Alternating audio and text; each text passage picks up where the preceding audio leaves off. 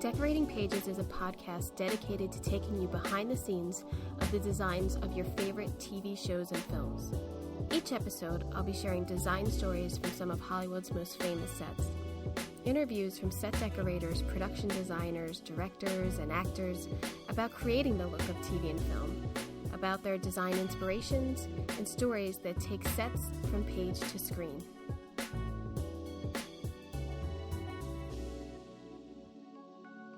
Hello, and welcome to Decorating Pages. I'm your host, Kim Wanup. I hope you're safe. I hope you're healthy, because I have a really good interview for you to listen to today. So just sit back and get ready to laugh and get ready for some really good stories with set decorator Don Diers. Let me get to what I've been watching all week, because once again, I have dived into Perry Mason. I waited a couple weeks to get into it so I'd have a couple. It's fantastic. Set decorator Helena Swallow it's impeccable. I mean, the set decorating for this and the buyers that she had on who helped with this, one who has been on this podcast, Ethan Goodwin, him and I have talked about it, and the research and the amount of detail that they put into these period sets, just fantastic. And I love the story. It's a little hard to watch. It's but it's really good. Like, I just wish I had the whole thing. I would have been done it by now. I probably would have polished that off in like 2 days. It's so good. Big fan.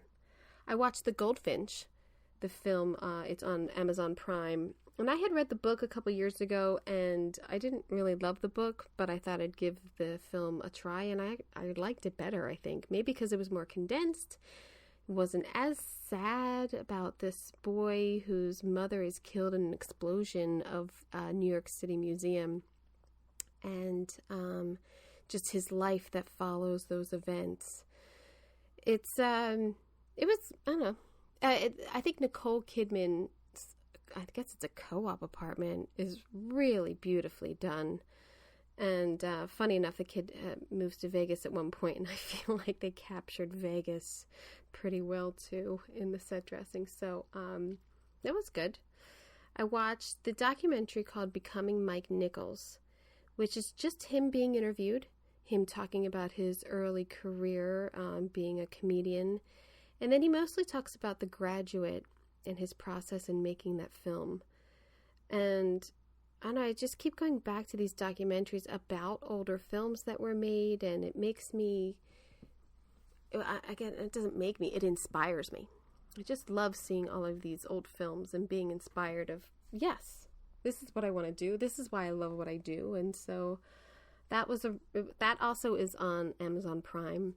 And also on Amazon Prime, I watched a documentary about Slim Aarons, who is a photographer. I think he started in the 50s and 60s. It's just about how he became a photographer and his subject matters. He has these pictorial books, like the one is called A Wonderful Time. And it just captures this preppy, sort of waspy period in America of these perfect compositions of like architecture and people and style and pattern and really beautiful photographs. And if you have an extra $1,800, there's one on Amazon right now that you could buy. So his books are pretty legendary. So yeah. On this episode, I speak with set decorator Don Diers, whose passion for details in his sets and specific character pieces that he includes are so wonderful to discover when you watch his work. I'm always blown away. Starting in film as an art director, he quickly discovered his passion for creating the characters in dressing and switched paths to being a set decorator. He's created memorable sets on films like the picture-perfect Down with Love, the college campus world of Community, and even decorating the Muppets for late night TV on their show a couple years ago, which he won, and his team, an ADG award for. He currently has the second season of Showtime's Kidding under his belt, and these sets are not to be missed. An incredible amount of detail and love were put into these sets, and you can see it.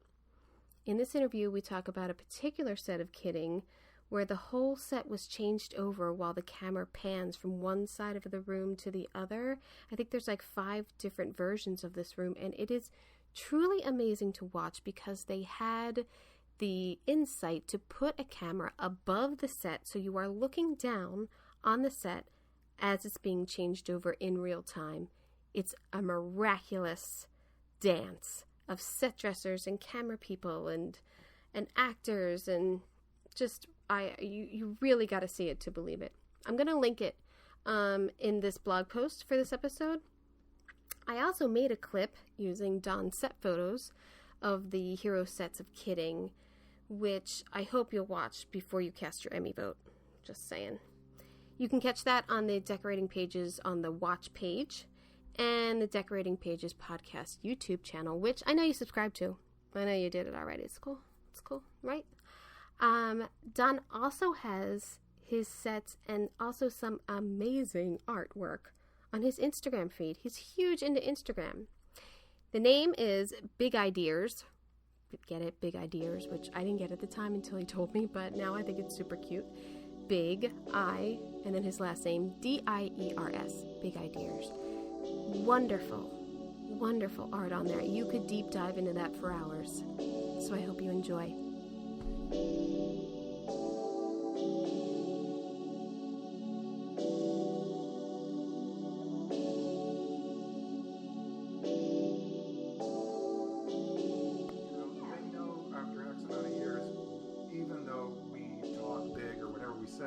We're still going to get it done. And for me, I'm grateful every day of the week that I get to be creative. If somebody pays me every day of the week to spend their money to make beautiful environments or not so beautiful environments, like, how lucky is that? I mean, and yeah, I love it. I do. I think, who knew you'd fall into something like this? How did you fall into this? Well, I didn't. I mean, I directed myself in a way. Yeah. I come from a creative family, a very hands-on family. My father's was a contractor carpenter, so it was my father, my brothers, and my uncle in Diers Construction. So I grew up in the building trade. Where at? Northern California, in a town called San Ramon. And my dad employed us, and every day my father remodeled people's homes. So during weekends or when I wasn't in school, or for 2 years when I was between college after I got accepted to UCLA, I worked for Dad to make money to go to UCLA. And it was strange because, and I've reflected on this later, is that part of my early realization that not everybody lives the same was by going to all these doctors and lawyers' houses that my father worked on their homes, right? And also maybe some not so rich people too, but it was a chance to look at people's houses as like a fly on the wall. Oh, yeah. Because and even at that age, my mother was very much like a decorator. It's like when we scout. Yeah. It's like when you scout and you're like making instant judgments and you're like, I have to shoot that bathroom. Yes. That's genius, right? Yes. So many choices you made. Yes. But who would make those choices? and so... And you live with that choice, and you like it, obviously. And you knew these people were real. It wasn't like I knew these people. We were working for them for months. So you started to have a character to assign to that. So when I say I fell into this, so, and my mother was an artist and encouraged my brother and I and all our family to be creative and whatever. So my sister became, a fashion designer, and my oldest brother was a ranger, and my other brother's a sculptor, although we both went to film school. And and so my brother and I are making movies as we're kids. And then that's great. We segued from doing spook houses before that. So we liked to scare people. That was like the impetus. It wasn't to put on a show. It was mostly to scare the neighbor kids. It wasn't exactly so altruistic. But we put on these spook houses. And then one time we went to Disneyland, and my brother saw the Pepper's Ghost, which is the technique where they put a slanted piece of glass and the actual ghost is up above you with a light on it, reflected into the glass, and you're looking through it, like you see through it, because it's see-through, right? And there's a solid background. My brother could figure those things out. He has a real engineer mind, and he's kind of a genius. He also figured out all this film equipment that we could make, like he made matte boxes for our little dumb Super 8 camera. He was really deep diving into that at 14.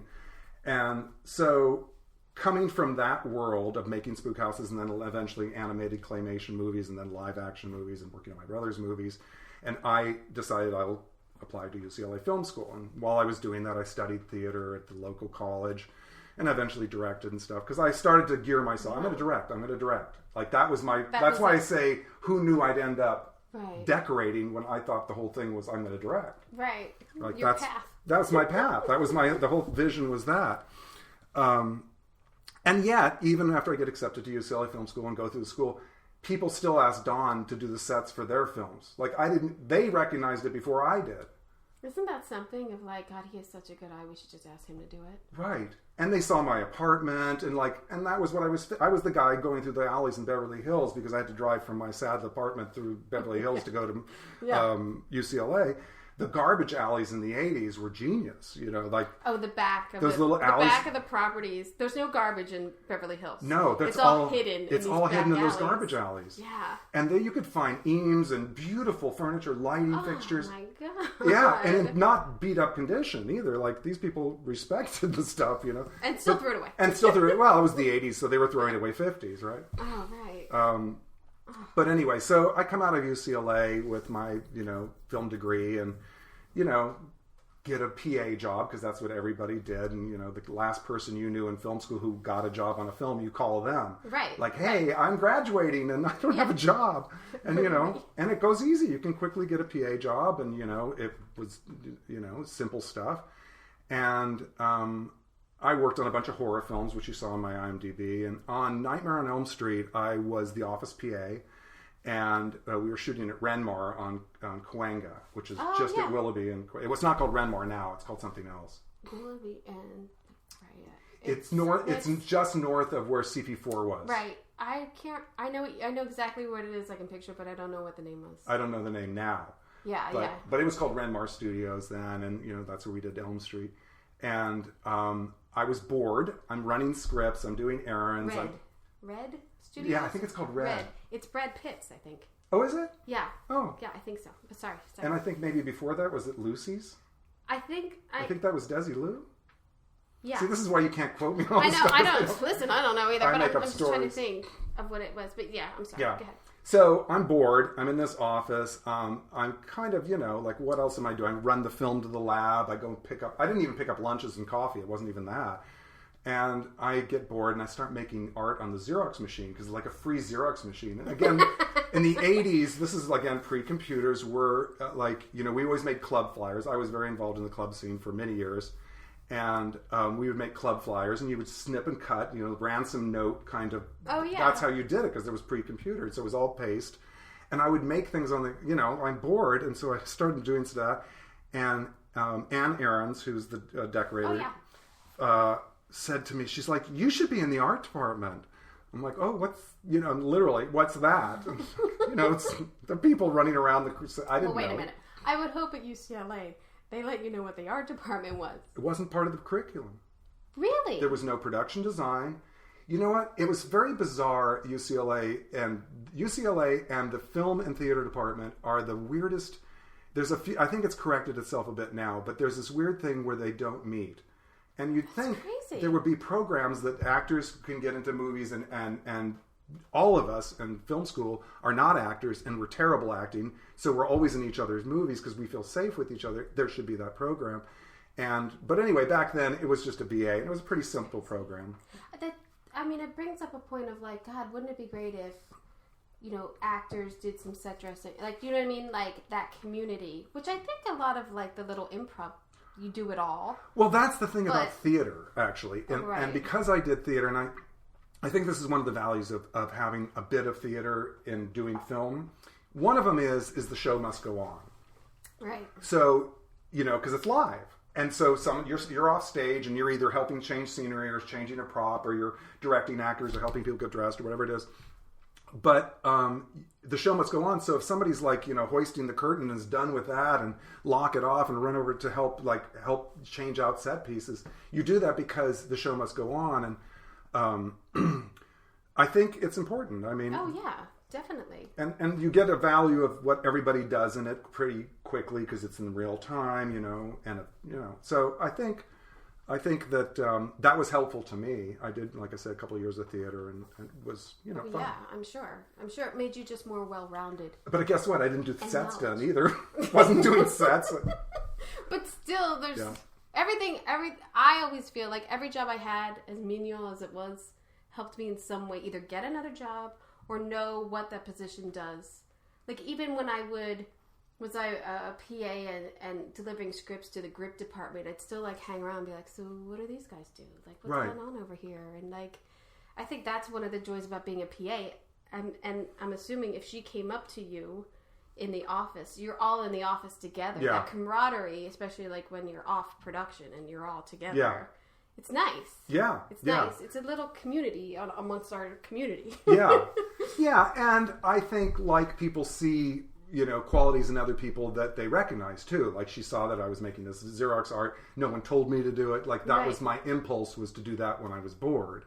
And so, yeah. And then the designer on Elm Street, Greg Fonseca, and Anne and Dory Cooper, who was on that show, a clique of us traveled for years, all doing all those kind of low budget horror film kind of, and independent films. Some of them were that too. Like, we ended up going off on a mini-series. I ended up going off on a mini-series after being an on-set dresser for a couple of years and so on. Did you like on-set dressing? I was such a weird, so like I could never do it. Oh my God, I was fixated on details. Kim, I would be pinching, like the blankets are coming off the bed and I'm pinching them to look like a Caravaggio painting with the lighting. And they're like, Don, get out of frame. I'm almost done. And they're like, it's out of frame. Doesn't matter. Doesn't matter. I want it to look that's you saying it's out of frame. You could catch it. Yeah, and or you could put on a different lens and change it. But so I learned a lot being an on-set dresser. You learn that it is, in a way, because the decorator provides this and that, or the designer wants this and that, or you're in this location and they want you to shoot this way. It doesn't always mean that's how it's going to go. And you want to be creative on your feet, and you still want to carry out the vision. And in a way, because you're the on-set dresser, you don't kind of get the full weight of like the anger either. You're like, I'm just the messenger, know. And so I feel they're the protector. Yes. And sometimes if you have a let's say difficult or demanding DP, it can be a very hard position. Mm-hmm. I mean, you've got to deal with them, and hopefully you have a crew that's going to help you move stuff. And it's, I don't know, I just couldn't do it. They're worth their weight in gold. Yes. And I mean, I was fine because I could move furniture on my own. I'm a big guy. I could do that. But then they, the rest of the department ended up promoting me. And so then they moved me up to be an assistant art director. And I did that for a couple of years. And then I ended up art directing, which I was completely out. Was that union stuff? No. And I was just looking at that, of how we all sort of like, I'm assistant art director, I art directed. And then it's like, but then I got into the union. And then I got in the union. And I had the chance on 2 different movies to get in the union as an art director. Oh. And I decided no, thank you, both times. One was it 2 times? For sure one. I was art directing The 5 Heartbeats. I love that movie. I Can Dream About You. I love that song. When I saw that on your resume, I was like, oh my God, I love that movie. It's so good. Because I grew up, like, my parents loved, like, Motown and Temptations and, like... So that movie to me is such a good little gem. It's such a great gem, and it's a great piece of history. Yeah. And again, that was another show. It felt like I ran away and joined the circus too, because it was, period, and dance rehearsals, and then there were dance, and there was music, and there was crazy vintage sets that we were doing. It was Wynn Thomas was the production designer on that. And again, that was not my strength, art directing. And I didn't realize, I kind of realized it on that movie. I got to the end of that and I was like, this isn't necessarily my strength. And I don't know if I'm going to do this again. But then people call you. And so you're like, okay, well, I don't have anything else to do. So I guess that's, and then so I ended up doing Biodome as the art director. And really at some point I was literally, assistant greens because we were shooting up at Upper and Lower Falls at Universal. And I was making at the Biodome, right? And there wasn't necessarily greens. It was me and a couple of PAs because that was non-union years. And it's crazy to me that these films are non-union. Yeah. Medicine Man was shot out of the country. Red Rock West, I could see that because that was like an independent. It was independent. Yeah. But Biodome, that seems like, because Brendan Fraser was a big... No, it was Pauly Shore. Oh, Pauly Shore. But that was... That should change it. That should change the whole story. Oh, okay. No, that I was thinking of Encino Man. Oh, sorry. Yeah. Still, Pauly Shore was huge in early 90s. I mean, he was on MTV. He was huge. Yeah. Yeah.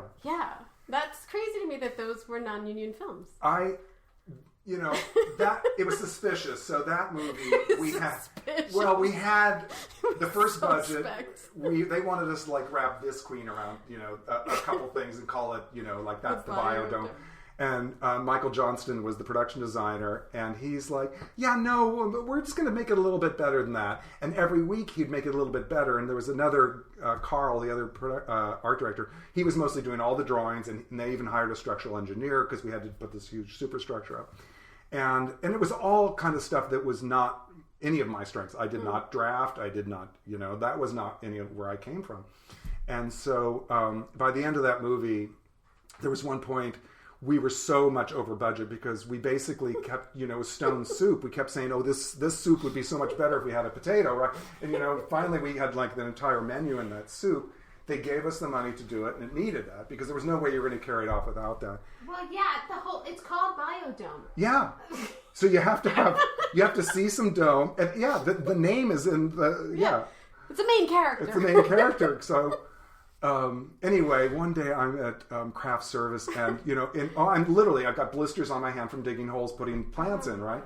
Trying to make whatever terrace of Upper or Lower Falls look like the desert or tropical or whatever we were doing. And he goes, you're the art director. You should be watching the budget. And I counted on you. Michael told me you were watching the budget. I'm like, I'm watching the holes in the ground getting dug. Right. I am not I am up there. You should have shown him your hands. I probably did. Look at this blood. You know how much this costs? Yeah. But anyway, at the end of that... You're not even getting union... Nothing. Wages. No. It was so cheesy back then. Oh my gosh. But I got great experience, and you're part of a big show, and you learn a lot. That's what you learn it up. That's you chalk it up to. Yeah. The value of experience. But again, I'm glad I didn't pursue going in and art directing because that isn't what I do. That's not my great strengths, right? But you had decorated two movies before that, right? I had LA Takedown and Why Me? Yeah. So you dabbled. I dabbled. Again, both are people recommending me for a job they thought I should do. So John Reinhardt was the designer that I had worked with. He was on Nightmare on Elm Street as a construction coordinator and was still that for a couple of years. And then he went on to design and be an art director and eventually production design. And so he threw my hat in the ring and said, Don, you should decorate. Now, maybe it's because he was like, Don, I cannot have you in the art director position. That was a mistake. He was trying to find a further... Scale, turn the thing to 1/4-inch scale down. Further down the trough. Yeah. But also, I think I was... because I talk about the stuff I observe when I'm working with people, and I think those observations were about character and detail and set dressing. They were not about the molding or the 1/4-inch or the whatever. The greens. Yeah, the greens. They weren't. Okay. And so, again, he recognized that and, kind of gave me a chance to do. And LA Takedown was a pilot that Michael Mann made that was later, it was the exact same script called Heat. Called Heat? Oh, wow. And ironically, Ann Aarons decorated that. Oh, funny. There's some things in my career that kind of do this weird full circle. We're not that big of a community. I mean, you don't know everyone and every name, but it is like, well, I've seen your work, or I've heard your name. Right. I've never met you, but you're around. Yeah, or the 6 degrees of separation. It's like, oh, this lead man that I work with is now working with you all the time, and hello, how do you do? And yeah, it's great. It is. I like that it's a smaller little niche that we have. Do you think of it as like a circus, like running away and doing? Oh, fuck yeah. Yeah, that's what it is. Yeah. No one. What are we doing? This is some craziest thing. And I mean, all of filmmaking, but I feel like specifically art department is the creative part that sometimes you're asked to do such ridiculous things. Or like, hey, so we need a woolly mammoth. What? Yeah. In the middle of the lab, we need a woolly mammoth, and you're like, okay. Have you gotten that one? Do you know how big a woolly mammoth is? No, I got the tusks. Yeah. We wound up just getting the tusks. I guess they're tusks. Yeah. And they CGI'd the rest. But I we did it. I use that story before because I say, today you're doing a doctor's office and tomorrow you're doing a pterodactyl's nest because literally on some movie I was doing that. I think it was like House. For some reason there was some show I was doing that they needed a pterodactyl nest, and we're like, okay, so that's what we're doing tomorrow is a pterodactyl nest. Well, the weird things that I always say one of the best things is doing research. Oh yeah. The amount of things that we have to look up and like become knowledgeable about and know sizes and color. I would never look that up on my own. I don't think. There's all the shit that we have to do. Yeah. And I think that's one of the great part of the little circus is how much research we have to do. And that's why I say I'm grateful that no 2 days are alike either. Yeah, I'm like, I'm creative and literally no 2 days are alike. I mean, again, you're doing a pterodactyl's, nest and then you're doing a Chinese laundry and then... You're doing what? So then you're doing Gone in 60 Seconds, and then you're doing like these old and then you do period pieces, and then you do Santa Claus, and then like no 2 days are the same. And this is one of the things that I would advise people in the business too is to mix it up. Yeah. Don't just stick with unless that you have to like 3-camera show or whatever. Don't stay at the party too long. Yeah. I stayed at Bones too long. I know that. How many years were you there? How did I never 6. see you? I was there 6 years. And, same here. Like some people said, oh, you should have gotten in the union early. I know many people that I started with got in the union earlier than me. And it's because I spent, should I, sort of worry that I spent X amount of years art directing because I didn't get into the decorating. No, I learned. No. And I think it makes me a better decorator. Oh, yeah. And there are things that I know about art direction that are often, I think, okay, hey, art director, here's an idea. I tried this once. Or, hey, I know you guys care about this. I see that this looks like it's messed up over here. I want to ask how then you jumped to Gone in 60 Seconds, which seems like a big budget film. Yeah. I did. So I was on Santa Claus. I was on, so I got in the union on... The Tie That Binds. Okay. And after that, and at the time it was so much money to me, and I took out a loan, and I'm like, I have to join the union, and then after that, I started getting work, and so I worked as a second unit set decorator on Batman and Robin with Dory Cooper. Oh wow! Yeah, and I met all these people on that show. It was everybody was on that show at one point because it lasted for 10 months. Dory called me, and she was the decorator, and she knew me because we came up in the ranks together. And she's like, Don, we kind of need somebody with your skills. We need a set decorator, but we need somebody who has art direction experience because I'm the decorator, and there's all this stuff that's kind of, this movie's big, and there's all these kind of large, weird kludge things that we kind of need to put together. And I became known as the Kludgemeister at one point. So she's like, you should do that. You should come in and I said, well, that sounds great, Dory. And she says, yeah, it's about like 10 weeks of work or something like that. And I'm like, oh my God, on a big show like that, that's great. And suddenly I'm now getting union wages instead of, cheesy non-union wages. I was on the movie for 10 months, instead of 10 weeks because those shows just got so big and you needed so much help. And the reason it looks good and very specific and Gotham-y or whatever each set is because we spent time doing that. And, you had to have meetings about that and it takes part of a week and all that. And the fantasy element of it, of the freedom, yet you're restrained a lot. I always find the more freedom you have, probably the more rules you have. Yeah, and sometimes big money poisons a movie too. Yeah. Why can't we get that? Or why can't it look like that? Right. Okay. Yeah, we can, but... yeah. Yeah, and you kind of have to you sort of have to sign up and say, okay, I'm ready for this, because that is working with the big boys when they say, okay, now we're building the entire village. You're like, what? They're going to work, 2 shifts, night and day over the weekend to build this. I got to decorate it Monday, shoots Tuesday. Right. Like, okay. I can't even scare you with money. I can't, and that's a bad thing. Yeah. Well, because you get it done. And that's the thing, Kim, is because on Bones and every other show, you proved you could do it. And that, most of us don't want to fail. We don't want to be the one who drops the baton. No. I feel like maybe in my career, they've waited on set deck maybe once. Yeah. Oh, yeah. Same here. And I actually probably have blocked out what that instance is, but I'm sure it has happened. Oh, I think it's probably happened. Yeah, and that's the thing. It's such a culture about that. Like, I don't know if you talk about that on decorating pages, but that is so much part of the decorating culture is that none of us, it's like a commandment. There shall never be no set that she'll never be ready, or she'll always be ready. It always has to. Well, I always say, it's once a show starts shooting, it's a train. Yeah. And it's not stopping. Right. If I get that chair there or not, it's the show not goes on. Stop. Yeah. It might slow down a little for something, so it doesn't stop, and that pressure is harsh on us sometimes, because if it shoots Tuesday and I want it to be the green room. I want it to look like the green room. I want the drapery. I want the vest. I want this. It has to look like this.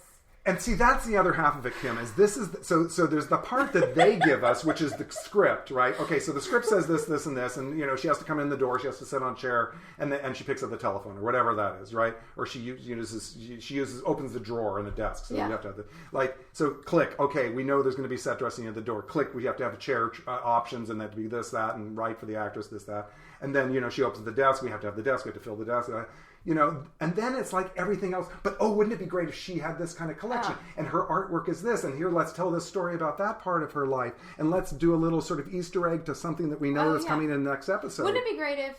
Yeah. No. So we do that part to ourselves. We're the ones doing that. It'd be great? Just shoot what I got. I worked... this part of us being like... overachievers. Like, we wouldn't have gotten this job or into this business or lasted if we weren't overachievers. Exactly. So I'm working with Catherine on tape heads, and I was the decorator because I had been decorating, and she had an art director she didn't like, and she fired him, and she moved me up. And then we were doing the budget, and it was a super ambitious job for zero money. And it was a super funny, goofy movie about getting, it was early 80s, so it was about, rock videos. Oh, yeah. And we were budgeting, and we're all sitting in the art department, and I'm supposedly now the art director, and I hired the scenic artist to be the decorator because she said she always wanted to decorate. She did an amazing job. Like, she dove into it. Right. Like, she just was like, okay, I said I wanted to do it, I'm going to do it, and she did a fantastic job. But we were in there, and we're like, okay, and we were looking at the final number, and we're like, okay, cutting it up, and we're like, okay, so there's all these sets, and we're doing a rock video here, and the loft has to change here, and we go to Roscoe's Chicken and Waffles here, and there were all these weird sets we were doing, right? And there were a lot of videos and commercials in the movie, and we're okay, so we have this much, we have to have that much for that stage, and we started doing like, okay, well, I can do that set for $60. I can do that set for $40. Do that set. And that's what it became. We literally we created a game of like, okay, if you can do it for $40, of course now today you can't possibly, but whatever that was, and it wasn't even realistic, but we were just backing into the number. Right. And there you go with like X amount of sets and X amount of requirements. You just like back in and you say, okay, but if we're overachievers, we're like, yeah, I can do it for $40. But don't you think that's one of the problems that we run into is that our shows are budgeted by accountants, and they're budgeted without reading 10 scripts. Correct. Without knowing the locations or the location problems that we're going to have. Sure.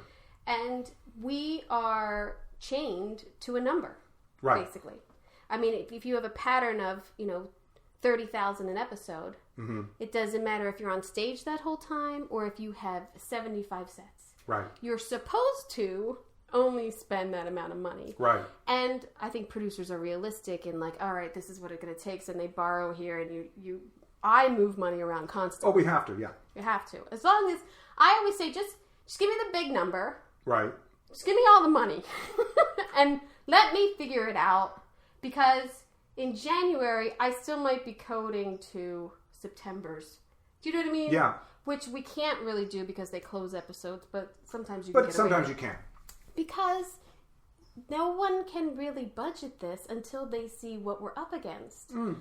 And it's such a game that we have to play with this budgeting. Yeah. Of like, being under budget or being on budget, don't be over budget. Let me know if you're going to be like 3,000 over. Don't ever be 3,000 under. Yeah. Like, it's such a stressful thing, I think, all the time. It's a constant for me. And do you? Because I don't.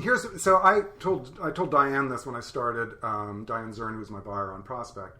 I said, we had worked together on this another show, and I said, because we hadn't done the whole show together. I said, Diane, I start out being really cheap, and I said that is how I want to start this show because it's ambitious, and I want to start out being very cheap. And when we get closer to the end, we'll start spending money because, one, the time constraint. We don't have time to look for the cheaper deal. Right. So you start out. That's how I do it, and it works out if I do it that way. And that way, I don't have to look at where I'm at money-wise because I'm so cheap at the beginning.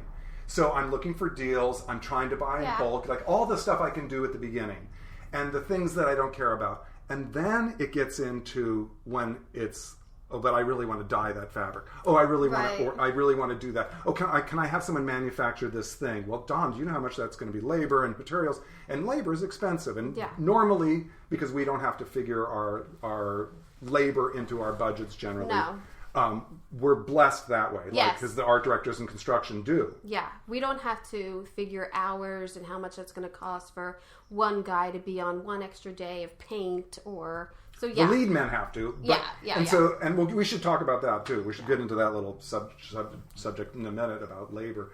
But so I have my special things, and I worked with this decorator in Mexico when I did Medicine Man. Again, I was art directing, but Enrique Estevez was the decorator, and he had done Buñuel films. He had been in Mexico for years and did some surrealist films with Louis Buñuel.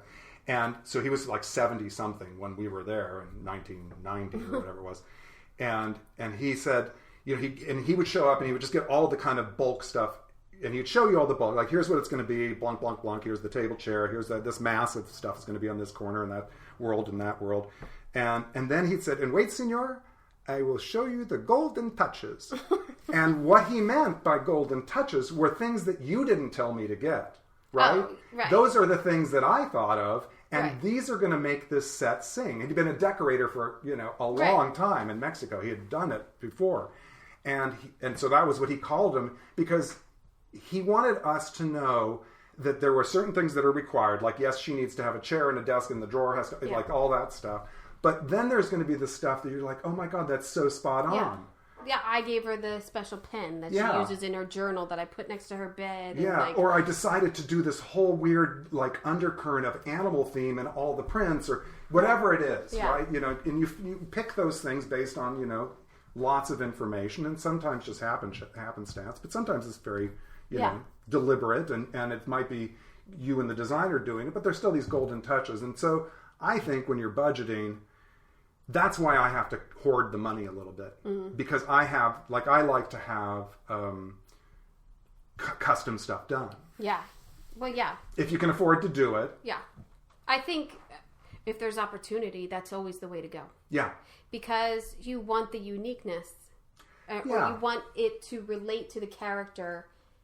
But sometimes I'm a big fan of, Kmart going away was huge for me, because I feel like if I'm doing a kitchen or something, that's where they would shop. That's the real place. Where would they get their dish towels? Well, they probably go to Kmart or Bed Bath. Right. So I'm not a snob enough to I'll go there and just buy it, because that's my type of realism. But they might have a custom sofa. Right. Right. Because that lends to, this is the character in the room. Well, we know that the sofa's in the frame, most of the time. Or custom framing artwork, because it comes in a frame that's inappropriate, or we want to have all the frames the same, or we want to have all the frames not the same, or those things. And when you're doing TV and it goes so fast and furious, you have to think of those things day one after the table read kind of thing. Okay, if I want to custom do, and thankfully, we've been in the game long enough that you start to pick those battles. Yeah.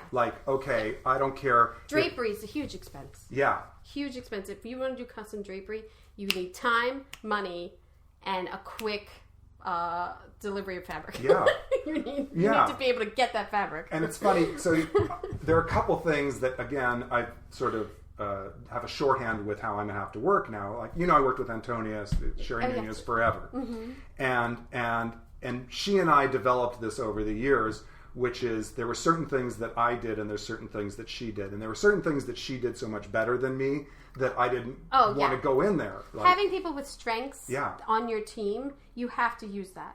In the time and money that we have, we have to use people's strengths. So I have strength in I think, in fabrics and art. Like, those are two things that I also think are for sure in frame. So draperies and the artwork.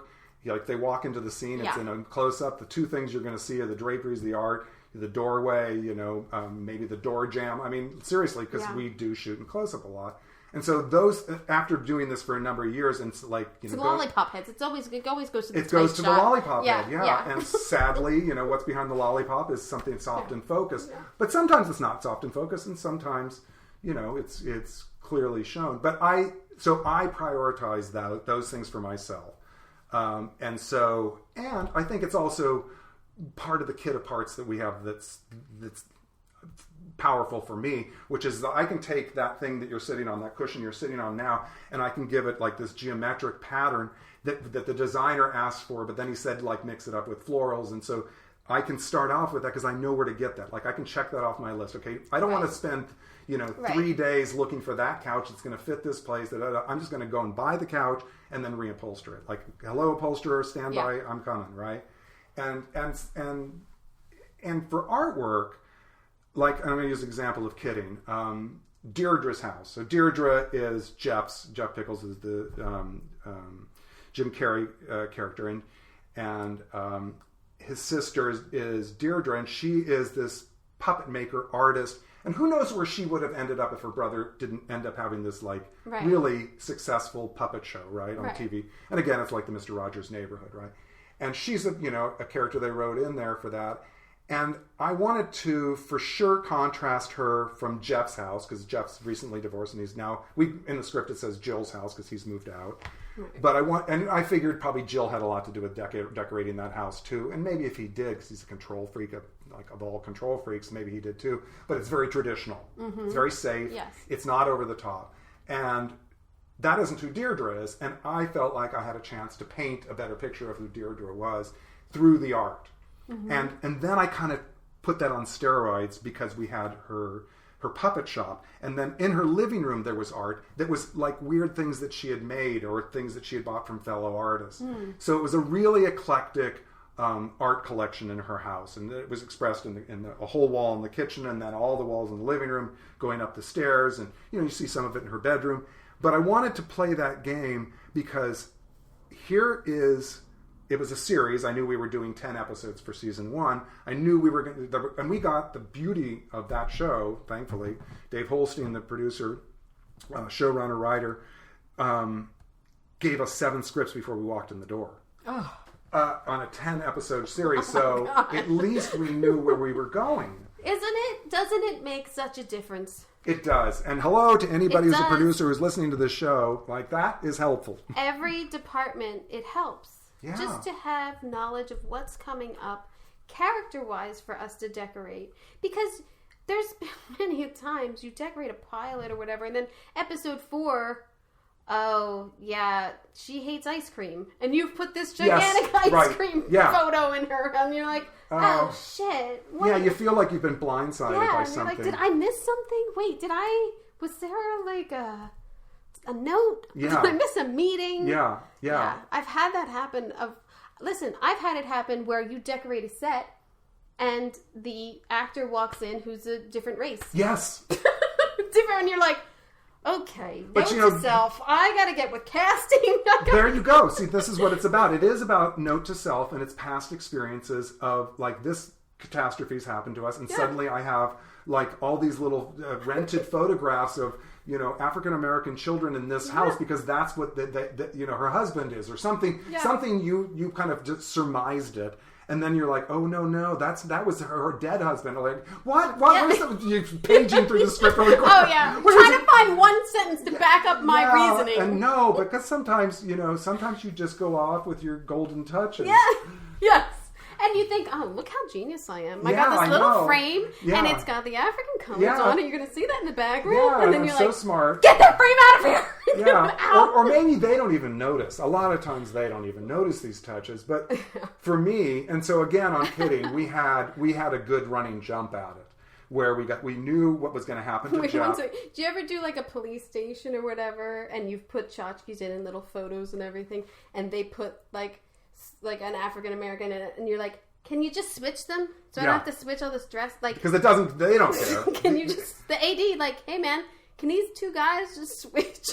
I've done that, and I've been like, I don't want to move. Can they just swap? That's being smart, though, Kim. That's what, and that's also being observant and also being a team player. Like the ADs are also part of the team. I have to tell this story, which is non-related to anything other than the ADs. But Emily Ferry, do you know Emily Ferry? Mm-mm. She's a prop mistress. She is amazing. She's been in the business forever, and I think she's the first woman prop master ever. Oh yeah, she's terrific. And real character, and strong-willed woman, and talented, and creative, and she has all kinds of great attributes. And she and I got called to do the Santa Claus 3, right? So they'd made 1 and 2 in Canada, and they finally were going to bring it to California, and we were very grateful. And it was a big movie for all of us, and it was ambitious. We were doing Santa's Toy Shop, which had moving conveyor belts, and we were also doing Santa's Kitchen, and we're doing major sets. And one of the things that we said to them, we said, can you, because Richard Holland, who we got along really well with, and that whole team, we said, can you let us have a little lead time to help designate what the corners and what the activities are going to be in the toy shop?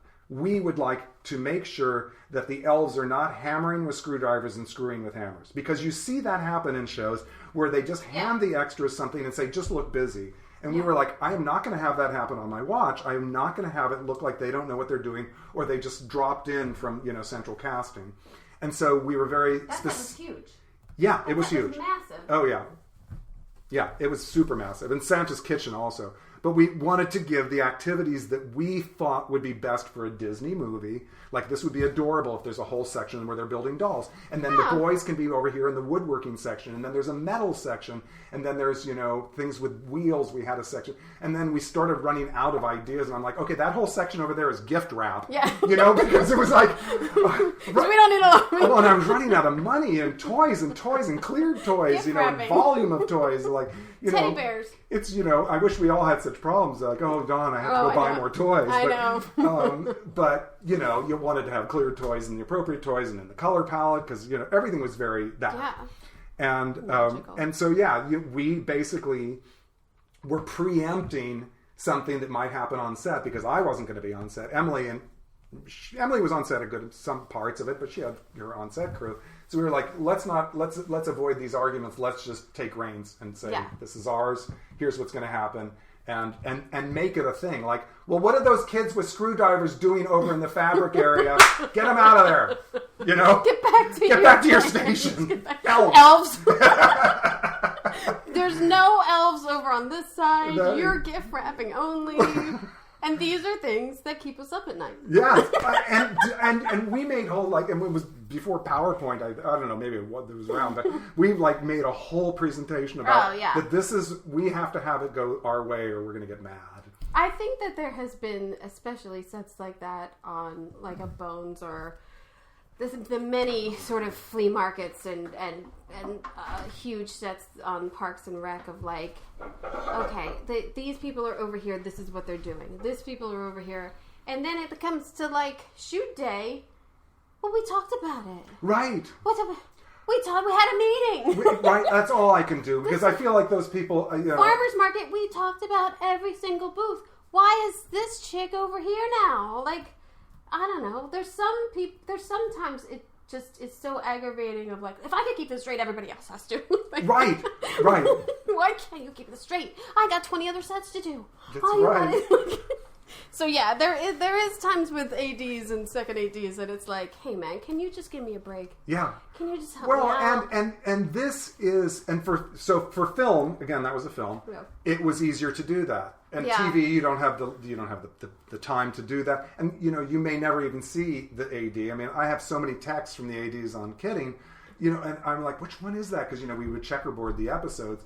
And I'm like, okay, wait, yes. Oh, now I remember who it is. Yeah. Okay, what does she want now? Yeah. Because, and I may never see them to have that long conversation about that. Please, make sure that this is that. You have to say that to your on-set dresser. That's where that goes. That 5 minutes I get with the on-set dresser before I leave, like when I hand over the set type thing, is so valuable, and you got to pay attention. Yeah. And it's just me and him usually, and I walk him through the set, and here's your extra lamps, and here's this. Please don't let them do this. If you're going to look out that window, just make sure there's and there's always sort of okay, you good? Okay. Well, it's funny because you say that 5 minutes in the morning. I mean, that's what it is. Yeah, it is that's 5 all minutes. I get.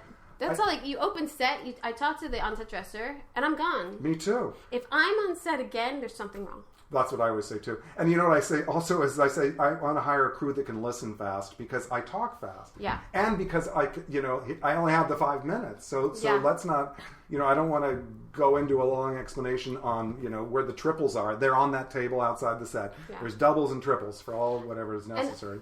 And I hope that doesn't make us look like assholes. I think sometimes. I think it does. Yeah. And I have a mental note sometimes of say good morning. Oh yeah. Don't just because I walk on the set 6:02 sometimes, and I'm just on fire because I'm like, I got to get this drapery up. We got to get this done. They're coming at 7. We got to do this. Okay, good morning. Yeah. Good morning, guys. I'm that way with emails. I'm like, the first thing I'm doing is just telling them what I want, and I have to oh wait. Hi. How are you? Yes. How are you? Okay, anyway, let's talk about me and my needs. I do the same thing. I write an email, and then I go back and say hello. Yeah. Yeah, because you got to get it out. But I think some of that is again, Kidding was at Sony, and I'm here in Silver Lake Echo Park, and, it's an hour drive. And so in your head, you're already, as soon as I get in my car, I wish I was there, Oh, yeah. I just want to be transported. And so that whole hour, just okay, and this could go wrong, and this would be great if this was it. And by the way, do they know about this? And oh my God, we have this redress because it goes back to 1980 something. There's so much to say. And because, for instance, the on-set dresser does not go to the production meeting or something, it's on us. And thankfully, if you have a good lead man, they can also take care of some of that too. Yeah. And they work so closely together, and the crew, and can you wrap this for us? Can you just pull this light down for the owner? Or whatever. Yeah. There's always those notes. When I'm done my notes, then they have those notes. Yes. Yeah. I could never do it. I could never be an on-set It's dresser. A lot to remember. I could never be a prop master. Oh. I could never work locations. So I wrote my to get into UCLA, you had to do a lot. You had to do a whole creative package. And one of the things you had to do was you had to have your own script. You had to... Oh, wow. They didn't want you to having had made movies already. That wasn't necessary. They liked that I had theater experience and construction experience and that I'd done artwork. And so I'd sent them, artwork I'd done. And so I wrote one of my papers on the detailed, visceral soundtrack of David Lynch movies. And I just started his masterclass. Oh, you did? Oh, I respect the man so much. Yeah.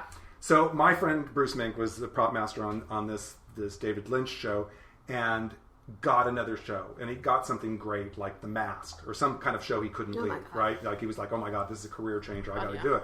And he's like, you can do this, Don, take over props for me on this show. It's like it's all been bought and set, and it's all on the truck, and it's all labeled, and I'm leaving you my assist set. And the first day it's super ambitious. It's like they're unwrapping presents, and there's 4 women in the room, and they're having champagne, and I'm keeping eyes on the champagne level. I was busy, and it's lunchtime, and oh my God, and then back, and busy. The next day, art department changes over the hotel room to another genre. So it's always about what happens in this hotel, right? And the next day, I think it was Crispin Glover and some young actress I remember are in this very tight scene, and it's in 1800s, and he's proposing to her. And the whole scene takes place on the bed, and it's all about the wedding ring and how much in love they are, and whatever. And so it's nothing. It's nothing for me. So they come in, they do the whole scene. It's lunchtime, and now I'm starting to be friends with people in the crew. Hi, whatever. And so everybody goes to lunch. And then we come back, and I'm used to, as a set decorator, after the set's done, I walk away, right? So I don't ever want to see that set again, honestly. Well, I come back from lunch and, somehow I'm in the bathroom and I hear this like noise. I come back. I apparently forgot to take the actors' watches because after I took their period watches and rings, I gave them their own back and they kept them on lunch and they went into this whole scene on the bed in uber close-up of watches in the 1800s and like all these, anachronisms. And David went ballistic and started yelling at the continuity woman. I felt terrible about it. And, it's because I'm not used to that. I'm right. like, the first day I was on it because there was so much to do. The second day, there was nothing to do. Day 2, we're like, well, this can shoot itself. Yeah, I'm done with this set. I'm ready to wrap it. I'm like, wah, wah. Go do returns. It was the rest of the my day. wrap budget. I'm out of here. I was in such the doghouse. So did they have to reshoot it? Oh. So here I am working with somebody, one of the most respected filmmakers, like writing papers and as a young adult about it. I'm getting finally a big chance to work with somebody real, and I'm like, from my non-union days or whatever, and then I blow it masterfully. Do you know what's interesting about those kinds of things is that, and I used to think in the production meetings when they would ask, all those little notes they make, right? Like, okay, and usually they're about props or wardrobe or special effects. They're very rarely about set deck, right? And I've learned after a period of time of being in television, no is to say something and say, oh, by the way, I have a redress between that scene and the other. Yes. I make it a point to that. Listen, because they aren't thinking of that. If it's a party, can we do the party first? Yeah. And then take it down? It's always, can I decorate first and then instead of it's the aftermath? Yeah. And then it's a party. And there was always, or like, they're getting ready for the farmer's market. Right. Why? Yeah. Just let it be ready. Yeah. What isn't, all right, fine. Then I need an hour. An hour? Yeah. Yeah. I know one time we had to change over a video store and we had between scenes on Parks that we had to change out this video store and it was like everyone like on your market set go. Yeah. And changing like thousands of videotapes and like just redoing the store between setups and all we had, they were like, well, we've got like a half hour between, they gotta go get changed. And we're like, a half hour? Okay. And then you get it done, you're like, well, I broke a sweat, I'm sweating, I stressed out all night, I didn't sleep, and now it's done, and they just go shoot. Right. There's never, I also work with very nice people, but we have learned, if they don't say anything, it's fine. Well, and we're so used to being sort of patted on the back in a way, like, I don't even get a pat. No, and I don't even remember to do it with my crew, truthfully, because I'm on to the next production designer. Because we're on the same team, I think the production designers I've worked with, we get pats on the back from each other. Yeah. Anyone else, it's sort of like, well, yeah, of course you got that done. I have that. Why do you want a pat on the back? Like, I think you get better at that too, and because you lose sleep over and overnight. Yeah. Like I had this one on Speechless when I was doing the first season of Speechless, where they did the aftermath first. And the house was trashed, and they were saying, in the production meeting, they're like, I'm sorry, we can't shoot it this way because of this and that, whatever the issue was.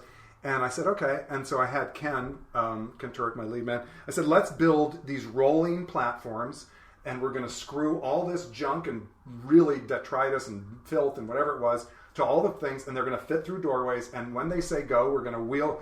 One crew is taking the furniture out while everybody else is taking these, I called them islands because they were in different places in the middle of the room. Yeah. I said, we're going to bring in the islands, and then we'll just scrumble some crap around the bottom so no one sees the wheels. Wow. And it happened so fast. The ADs and the PAs were like, oh, can we help you? I said, no, help me by getting out of the way. Yeah. Here we go. Yeah, sometimes you don't need the help because you need people. Well, you don't want somebody, need the questions. And you don't want them picking something up and putting it somewhere wrong. And so I like to, now that I've gotten, you get it done once and you're like, okay, that's not so crazy. It can be done.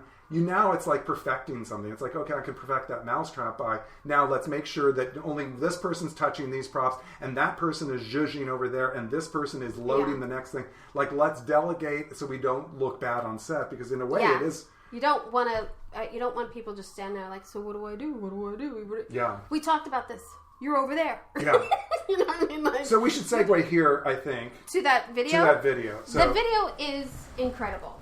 This video, which I was unaware of, so I should say I watched the first 2 episodes of Kidding. Yeah. And personally, because of the subject matter. Yeah, children. Twins. Yes. Who? That's right. I couldn't do it. It is, and it won't get easier. So I didn't. And that's all I got is two. I got 2 episodes, and I watched it like last year. When you get to episode 4, it might get easier and more interesting, but it's brutal. This show doesn't pull any punches. No, I don't know if I could do it. So this is the backstory to this is Shayna is sort of a co-core. Right. And while she's recovering from one of her Johns leaving, she sees Mr. Pickles' Puppet Time on TV and is inspired by it and decides to change her life, right? And so this sequence, which is all done in one long shot. I cannot believe this. Yeah. And now, are these set dressers? Those are my set dressers. Yeah. That's wardrobe. Yeah. I mean, and is it the AD who's calling out? Yes, but we rehearsed for 2 days beforehand.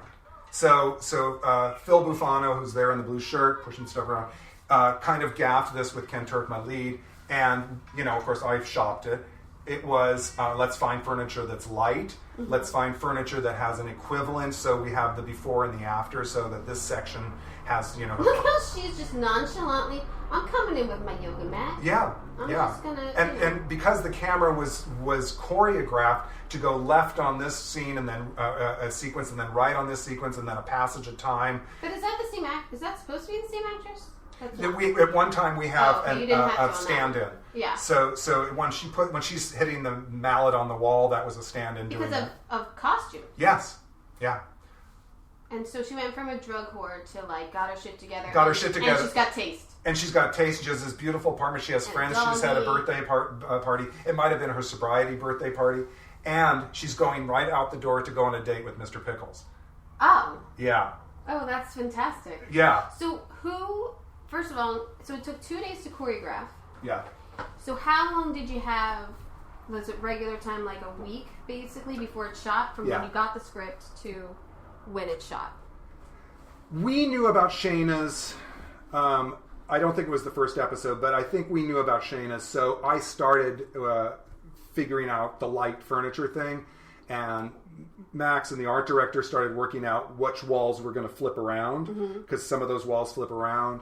And at one point at the beginning, I started decorating the tenement kitchen, and they're like, "Oh, now that we've choreographed this, we know that we'll never see the tenement kitchen, so we don't. In fact, actually, we don't want a tenement kitchen." That's helpful. Yeah. So those and some of the little decorating zhuzhing that I had done in the apartment had to go away because we could not undress it fast enough. Right. So we put those things that we wanted to do the detailing on the walls that flipped around. But we coordinated with the grips so that those walls would flip around, and then somebody would hoist down. The draperies came into frame from up in the perms, came down. So everything was on cue, and the art department kind of came up with. It's such a beautiful dance. It is. And was it production's idea to videotape that? The Eagle Eye camera? I bet it was Jake's, the director. It could have been his or Michelle's. That maybe Michelle wanted to see because Jake was directing that one, and in fact, Jake is the one who posted it on Instagram or wherever. It's fantastic. Yeah, and such a tribute to how one set decoration can change in an instant, but also how many people it takes to get something like this done. Because I'll tell you what, if I only watched the half of the final product, I would have thought that it was like an edit. Yeah. I absolutely would have thought that was an edit. And that's Michelle Gondry, too. That show is, every episode had a gag like that. So beautiful. And they're big gags, too. There's a gag in episode, I think it's episode 1, where Jeff is now separated from Jill, and he decides to buy the house next door. Right. I got that far. Right. And so there is, through the whole series, there's all these twin moments where things are twins because they have twins. They're looking out the window to each other, yes. Like that type of the reflective. She doesn't know he's there, but he's literally following her, doing exactly what she's doing. If she turns around and goes and gets something and then goes back up the stairs, he does that too. And so it mimics the exact same thing. So for that gag, we built an entire house next door for that beautiful shot because Michelle thought this is important enough and unique enough, and this is how he tells stories, But it's not sets that are so close together, like you're taking up, like it's like a Life Aquatic or whatever. It's not like that. You're shooting the two separate houses and then you're editing them together to No. It is? You're taking out like the There was walls? a huge stage space assigned to the second house. We call it Jeff's empty house. But Jeff's empty house was built next to Jill's house, and it's it's a mirror of it. Right. And yeah. Wow. And eventually, if you follow the show further along, that is also, he goes over there a little bit, but his son eventually discovers that the house is unlocked, and then they kind of have pot smoking parties over there, and right. So the house has a little bit more of a life eventually, but initially it was built for that shot. Wow. And so that kind of filmmaking that Michelle has of pushing these boundaries and leaning into these kind of dreamlike images that he really believes in. It's so great. Is also, he's a gutsy guy to just say, I'm an artist and here is the kind of stuff I want to be part of. And and here's how it's going to go. And, he's been around long enough that people respect him. And he has, he's so good. And he has the proof that he can make it happen. He's so good in it. It's so sad. Oh, the show is the saddest thing. I really liked in that first episode where you don't really know that that's his sister, and you're sort of going, and then they all have dinner together, and I think if I was in another state, and I'll get back to it, but I can't do it right now. But it's an amazing show. Yeah. And I can't believe he's not more recognized for it. To be quite honest, I think he's phenomenal in it. You mean Jim Carrey? Jim Carrey. Yeah. This Jim Carrey is that artist that can be both tragic and comedy at the same time, and you see it like just click in like a wink of his eye or whatever, because he's close up a lot. That's the magic of that show. No, I don't think there could have been anybody else who had played that role. Do you have much interaction with him? No. I don't think I even met him. I walked in the door when they had a rehearsal once. He looked at me. That's it. Yeah. I had a great experience with Catherine Keener because I introduced her to her puppet studio. So they're the puppet studio. We could do a whole episode on. I'm sure. You have such phenomenal details in there, down to minuscule little patterns hanging on the wall. All the instruments they use, the dressing underneath the tables. I said to you last year when we were nominated for Veep and you didn't get nominated for Kidding, I would like to give you my nomination because I can't believe how great that show looked. Well, thank you. And I absolutely believe it. That set to me was like, man, there's a lot of sets I'm like, I could have never done that, but I could have never done that. You have such a gift of details that are so relevant to the characters, but you don't even know it. Mm-hmm. Like when you're watching it, you're just like, oh, this is a Muppet. And then you're like, oh my God, is that like, are there scissors back? Are there safety scissors back there? Like, why would they use it? Or like, so I'm going to ask, obviously working on the Muppets helped. It did. So you had some sort of reference from their actual studios? Well, one, I had reference from their actual studios, and two, I just lived that show. I lived a show that was with puppets, that was a live show, because that's what Miss Piggy's Up Late with Miss Piggy was supposed to be. That was so I lived that, and then dealing with the puppeteers on Muppets. We all are in the trenches together, literally the trenches. You're in 40. I remember running into it like a furniture store, and you're like, I'm looking for a third scale sofa or something. Like, I gotta cut the feet off of something. And I'm like, Don, I can't help. I think we were Wirtz Brothers or something. Yes. I was like, I can't help you, ma'am. Oh my God. How many times has Wirtz Brothers saved my ass? Saves me all the time. Yeah. All the time. But, so, there was that reference of having done it with the Muppets, and okay, here we're putting on a show, except we're putting on a show with puppets, so there's these considerations for the puppets and the puppeteers. And so I came into Kidding knowing that the puppeteers are king, because they are. If you're going to have the puppets, the actors work, they better have accommodations to make that work. And then I also, and that was some of the photos I think I sent you, were of both visiting an old friend, somebody I've known almost for 20 years, James Hayes, who designs walk-around costumes and puppets. And I went and photographed James's house and his studio, because he has his studio on his property, and he's an independent, right? So that's just, it's him, and he hires people with him, but they work out of the place. And that had a whole character to it too, right? It's homey, it's his own. It's not corporate in any way, so he can do what he wants.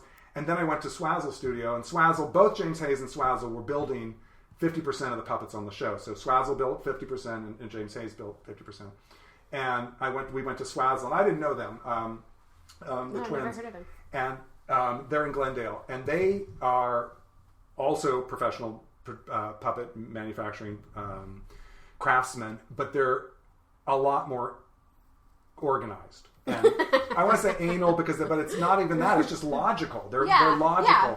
And James is much more of, sort of just revels in the fact that he is an artist. But what great reference to have two different examples. I didn't know it at the time. When I was doing it, I didn't know that was how I would use that reference, but it became clear that Deirdre was James Hayes, and Swazzle became WROT, the puppets shop at WROT, because Deirdre was working with other people. She couldn't leave it a mess because she had like a couple other people working in there with her. Right.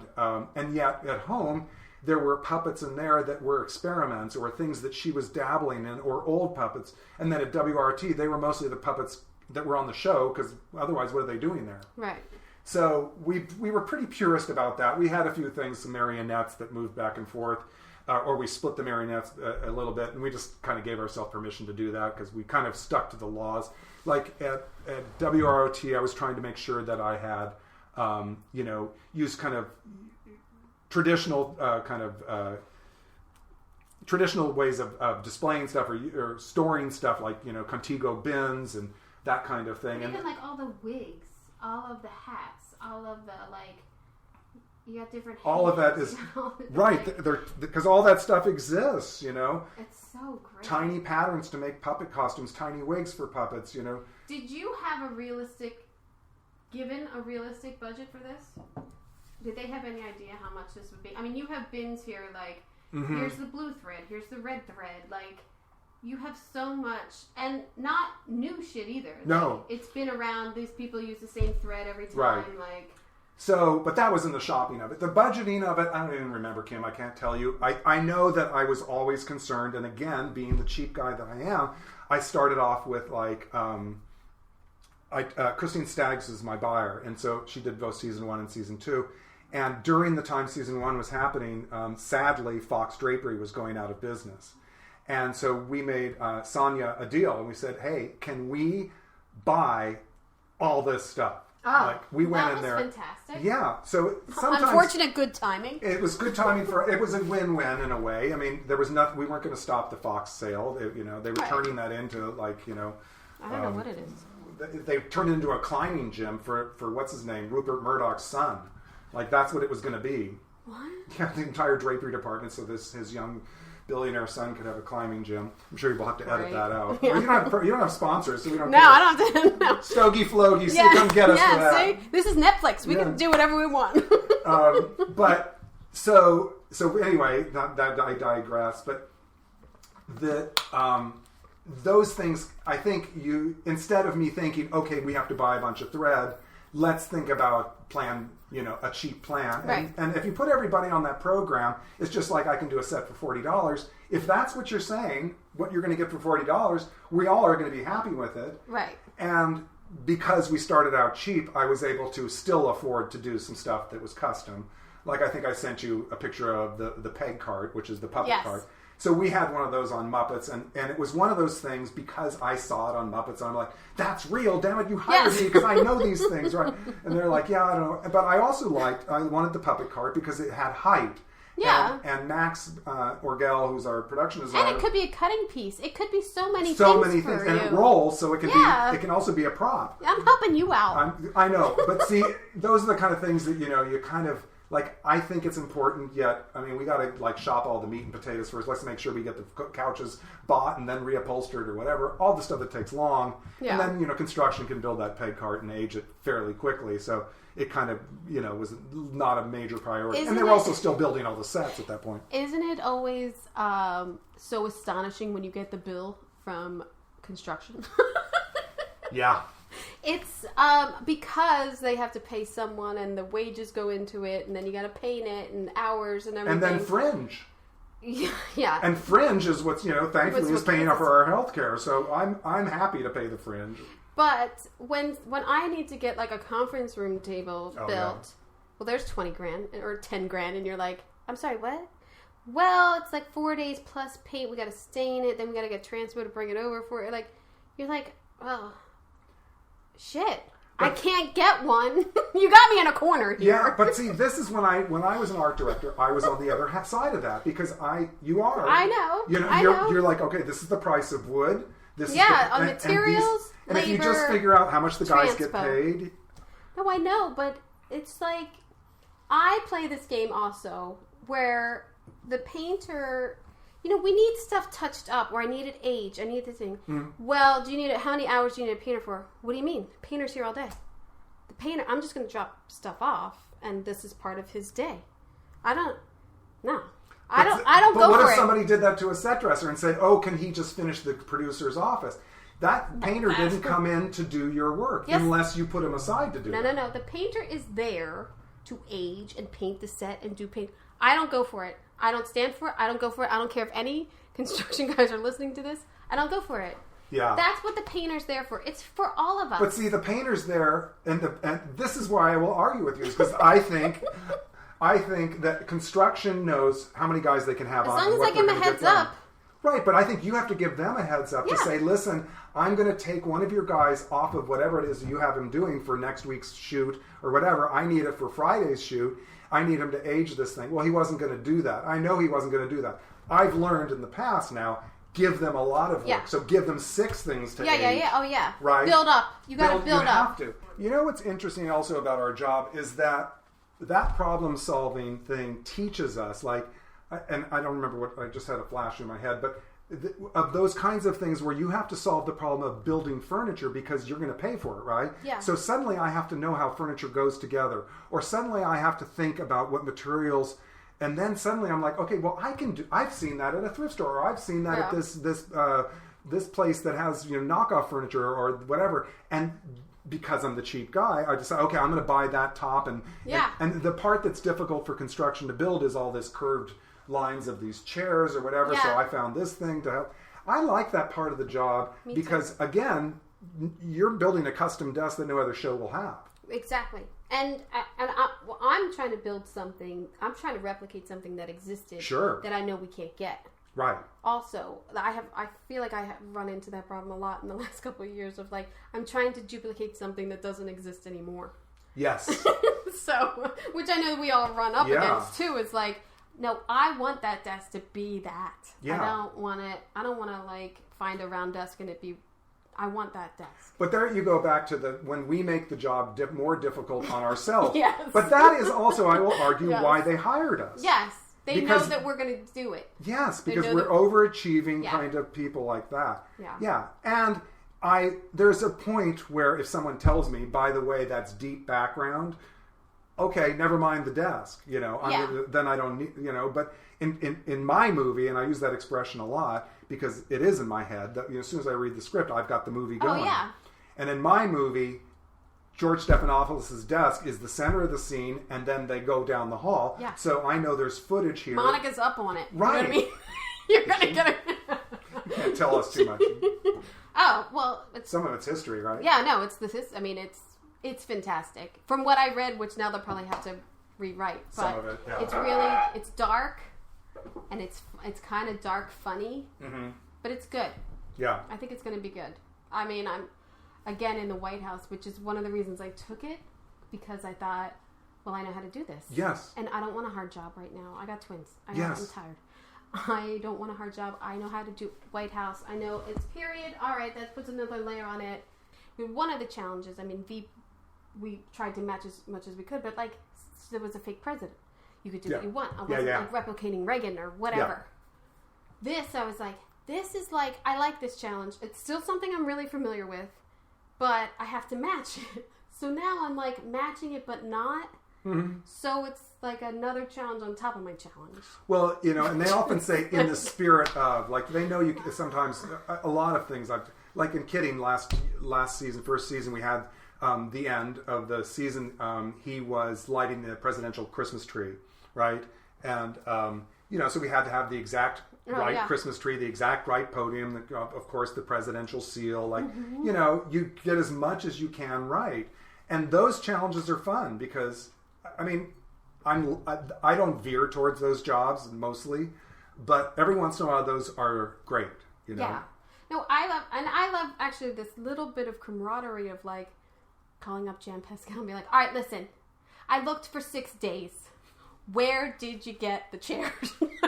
Yeah. I tried to do it on my own. Like I've called her, I think twice. And I've been like, look, I can't find the chairs that you had invited. Like, where did you get that? Blah, blah, blah. And it's like, I like that little, there's like a circle of people who have done White House a lot. It didn't used to be like that. I think, I'm glad to say, again, because of the SDSA, I think this happened. Yes. Set Decorator Society of America finally, in, you know, all the years that we've been in the business, I mean, Set Decorator Society has been around for 25 now, plus. But before that, it was almost like we were enemies, you know, scowling at each other in the halls, you know, shopping. That's my chair, and that's my chair. Yeah. And it's the temperature has changed so much, and and I think by looping also in all of the vendors, it became the community. I could just live in the set decorating community and not even know I'm in Los Angeles or California or United States. I'd just be happy living there because it is a real community. And so, yeah, you can ask people these questions. And I think, and people have called me about stuff. Yeah. People doing White House stuff. Hey, where did you get that? Yeah. And I am more than happy to help anyone out because if I can help you out as in one little world, I know you got 10 other things. Bazillion other things to check off your list. So if I can help you, cool. Yeah. Cool. I might not give you all my resources. Well, that's true. And, you know, that's actually not. I don't care. I don't care anymore. You know what? There is enough work for all of us. And in a way, it's like, even if I gave you the exact same sources that I had for some show, the way we put it together, because all this furniture has been rented before, it will be absolutely different because of your point of view. In fact, I think one of the interesting things is that, and sometimes I like to let this happen, is shop a set. I don't even know if I let it happen, but it does happen. Where, am I not speaking into it? Oh. No. Oh. I'm going to fill you up. Is the 5 tons going to come, and we're doing Joe's office or whatever it is, and the guys know something about Joe's office. But they start dressing the room before I get there. Sometimes what they come up with is something I would not have because I'm in my movie. Oh, true. And and sometimes... And then I get jealous. Yes! And then I get jealous, like, shit, I didn't think of that. I had all this time. I thought about this for 3 days. Yeah. And he came in and put that one piece over there, and I was like, oh, yeah. Yeah, that's why I got that piece. But you really nailed it. That was really good. But I was going to put it over here, but it looks better over there. It looks. You know what? I go with that more times than not. So do I. Unless the director said the chair and the thing and the something need to be in these places. I have this sort of sense when I'm decorating too that it is. I always say it's kind of like Mexican food. There's cheese, there's sour cream, there's beans. You know what I say? There's only 8 ingredients in Mexican food. But they've made a million awesome combinations with it. But there's only 8 ingredients. And you can keep mixing up these things. And that is that is one of the things I always thought that there should be like I taught set decorating for a couple of years. And I always thought there should be an advanced class on set dressing because there could be like so many ways to do these things. And there can be like symbolism, and then there could be better feng shui of the set, and then there can be like some clunky ass way of doing it, and that would make sense for the character, or that and those kinds of contributions that either come from crew, and again Michel Gondry when we were doing Kidding, he had this idea. He's like, I like this idea because we have this hallway in the middle of the studio, and he's like, when I was working at this studio when I was first getting involved in film.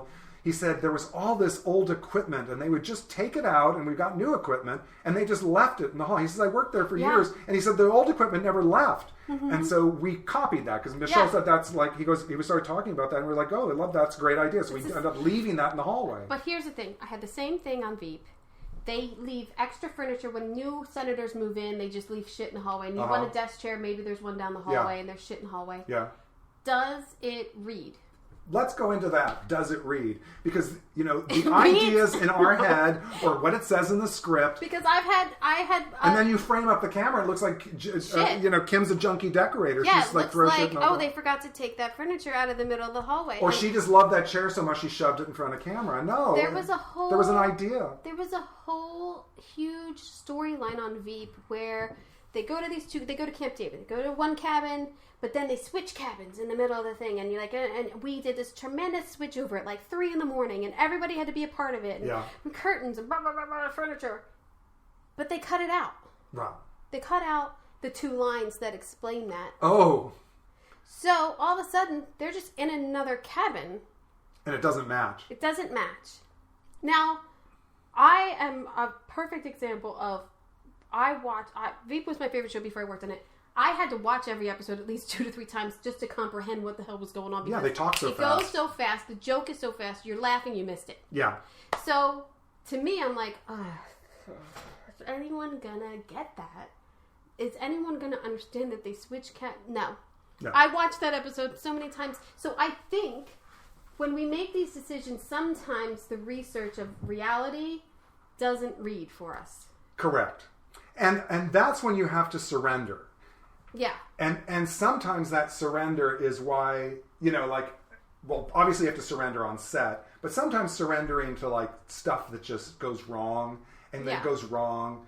I mean, again, with like Muppets and stuff, you had to make furniture for that. Well, so I have to clarify that first of all, is that, the Muppets live in the real world. So we didn't make all of the furniture smaller.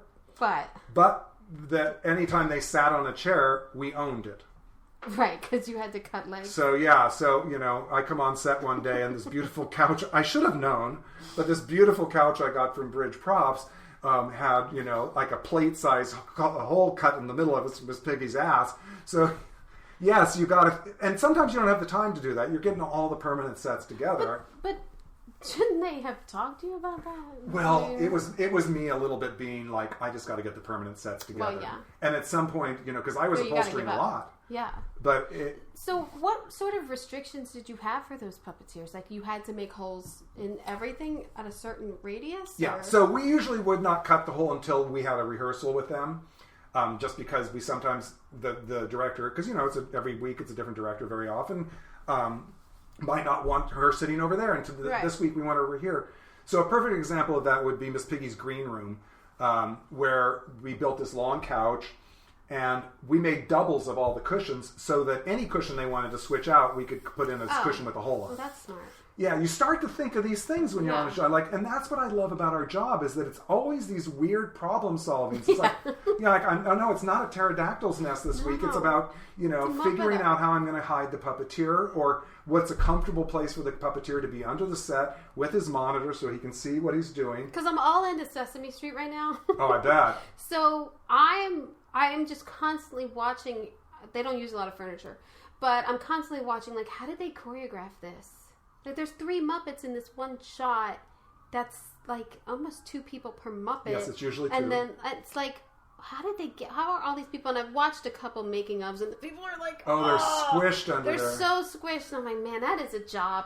That is love. We used to do almost every episode on the Muppets had a production meeting, because they were always putting on the Miss Piggy late night with Miss Piggy, and then the production meeting was this huge conference table we built, and then the backs of chairs, right, which were up on C stands, and all of this is 42 inches off the ground, and so it was more interesting than... I know the Muppets was a great show, but sometimes it was more interesting watching what was going on under the table. Yeah.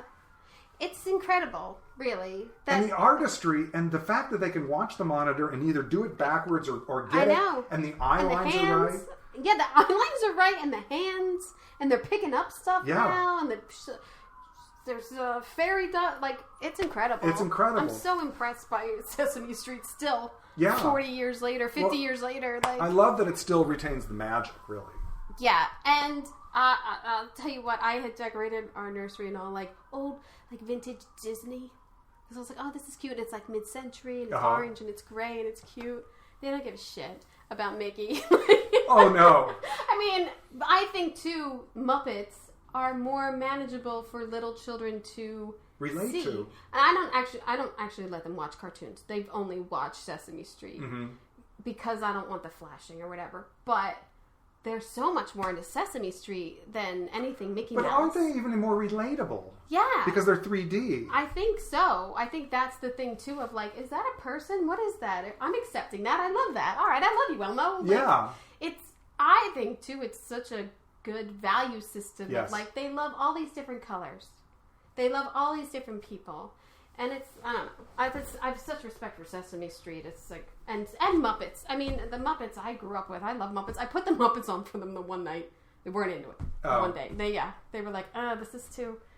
Guys up in the balcony, Kermit, there's a motorcycle, I don't know. They were like, well, your kids are still young, yeah. Yeah, I know, but it's so funny to me. You mentioned colors, and I want to go into that too for Muppets, because so when we're doing a set, any set, you're looking at the actors, okay, like, this woman's blonde, okay, I know blonde people. I know what colors they look good in, right? She's redhead. This other person's redhead. I know what kind of colors those Piggy. people... Right? Now we're decorating. Nobody is a skin color. Nobody is a color that you're used to. And now you're building sets that all of the colors are showing up in the same room, and somebody's going to disappear. And that became a challenge. Like, so suddenly, instead of your normal bag of tricks of like, I know how to decorate for a redhead, now I'm decorating for somebody who's pink. Right. And then wall colors. Same thing. You got to also go off of that. Denise and I were constantly like making jokes about that. They're like, because there's two puppets in the room and they're like, opposite ends of the color spectrum. And you're like, what color is left? Someone's not going to look good. Somebody's not going to be flattering. Yes, exactly. Miss Piggy probably should win every year. She always won. Yeah. Miss Piggy always won. I feel like she should always win. And then Kermit. Mm-hmm. And you worked with Denise also in Community. For years, yes. And how many seasons of Community did you do? So I did season 3, 4, and 5. Did you love it? I loved it. And so the story with that one is just to talk about a little bit. So here I am, again, this film student, this film snob. I'm doing film forever, right? Right. Doing movies. Oh, Don Diers, he's a movies guy. He only does movies. Yeah. And Ken calls me, Ken Turek, my lead man, and I... Denise loves. Denise loves, and it was Denise's lead man as well. Yeah. So he had done movies with Denise. It was not only my lead man. And he calls me and says, hey, Don, Denise is moving up to become a production designer. We need a decorator on this TV show. And I'm like, hold it right there. I'm doing a movie right now. Right. So I didn't tell him I was doing a tier 0 movie. Well, that doesn't need Nobody had to know that. No, I was still this, effete artist doing movies only. I'm doing movies. And it was so difficult. And it was an art film. It was a passion film. I lost the passion real quick.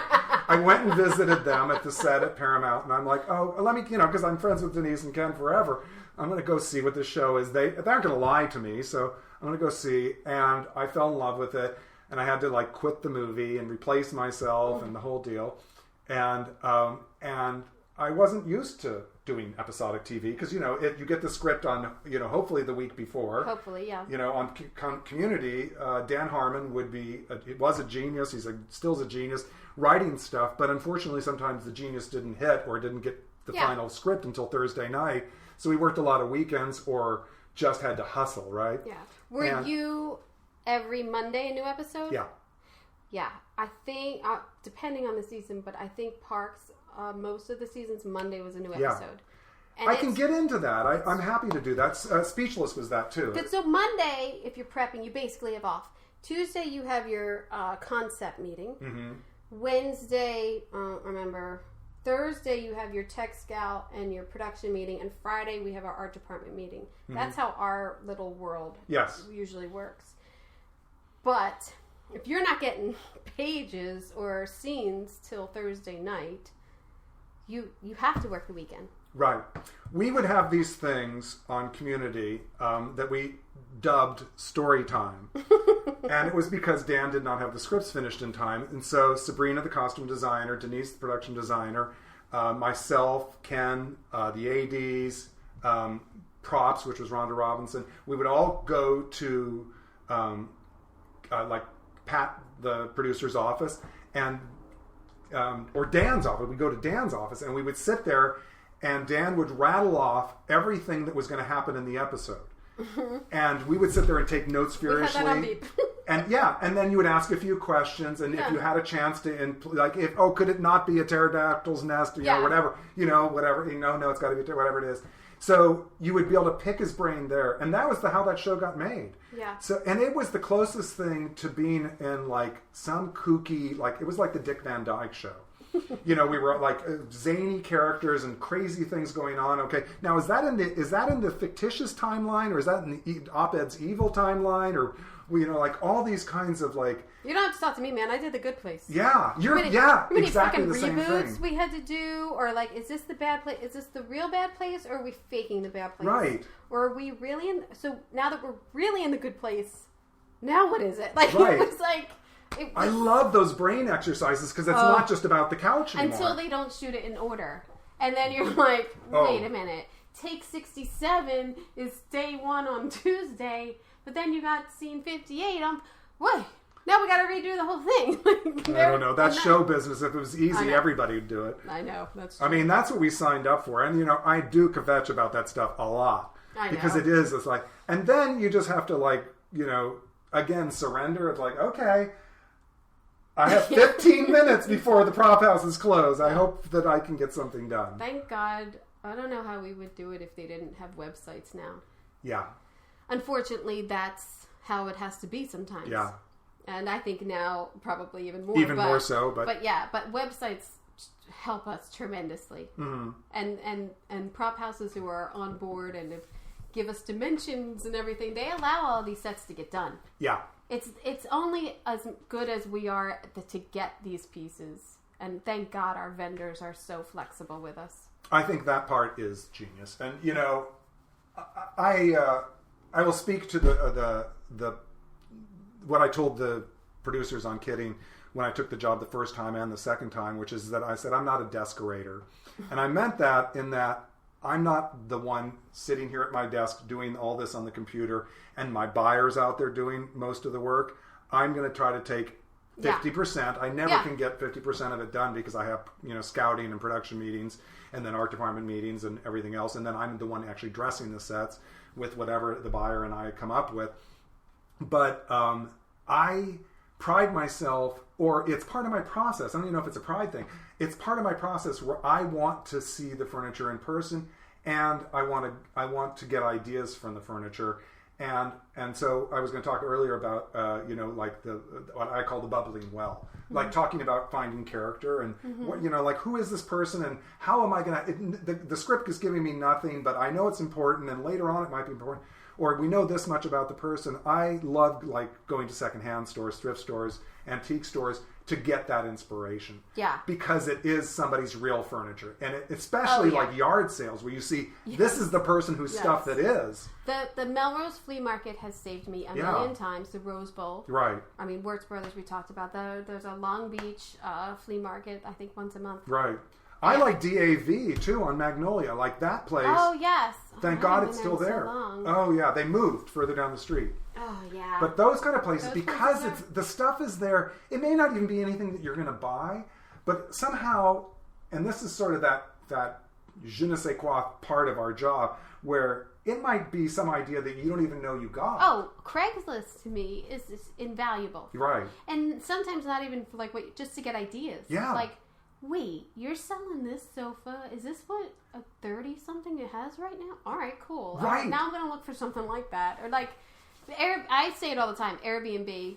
I use Airbnb as a research tool all the time. We did that. So I was doing Kidding second season, and we have this sequence that takes place in Croatia, 1991. Yes. Right? You're okay, pterodactyl nest. I've never done that before.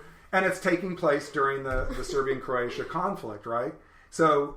And I only bring that up because, I was like, okay, I think I know what Serbia is, but I haven't done the research before. So I did the same thing you're talking about. Is I went to Airbnb and looked in, ZebGrab or wherever I went, to see what do these houses look like. Because I don't want to do, a cliche version of this. Right. But then I would notice, oh my God, they really love that red and white check. Yes. There was some things you just, cue off of, and you're like, okay, I'm not making this up, and it's not going to be a cartoon version of these people. It is, I'm seeing, I can prove it. But that happens too, I think, with us, sometimes we get like, oh, I've got 10 great pieces of research here. Mm-hmm. To get them all together, and with the designer, and it is that thing again. Like I gotta let go of 5 of them. Yes, because it's gonna look like well, you can't shove all this stuff in one box. Yeah, I'll save it for the next Croatia set. Right. That's very hard for me. It's so hard to do because I'm a packer. Doilies, like you're like, oh man, they're really into doilies, and then you're like, oh, this looks like grandma's house. Like I gotta go back. Well, and this is one of those things that I think is part of the advanced class of set decorating is about editing, but it's also about finding the exact right piece. So when I did Down with Love, it was a movie that was set in 1963. So beautiful. I love that movie. Thank you. That was, so the assignment on that was it was supposed to look like a movie that was shot in 1963. It wasn't supposed to be really 1963. I see. Yeah. It was supposed to be one of those Rock Hudson, Doris Day kind of, bedroom, what do they call them? Pillow talk. Yeah, pillow talk, yeah. Kind of films. And so you had to find what is that, and also 1963 was not cluttered the way we are today. Well, yeah. You had a couple books. You had a telephone. That's so much harder. Right, because it has to be the well-chosen piece. You know what I always say? I am so jealous of Ellen Brill. Why? For one thing. Nip Tuck. Oh, yeah. Was so inspirational to me when it was on, and because it would be one vase. Oh, yeah. And I would think to myself, how did she pick one vase? Yeah, how do you narrow it down? How did you do that? How did you do that? But that goes back to your criteria about Croatia, is you have to throw out 5 of your Croatia best bits. Yeah. And that part of the exercise is both painful and educational, right? Yes. Because I think, ultimately, if you had enough time and, whatever, is that you could narrow it down to say, well, for this criteria, we have to know this about the character.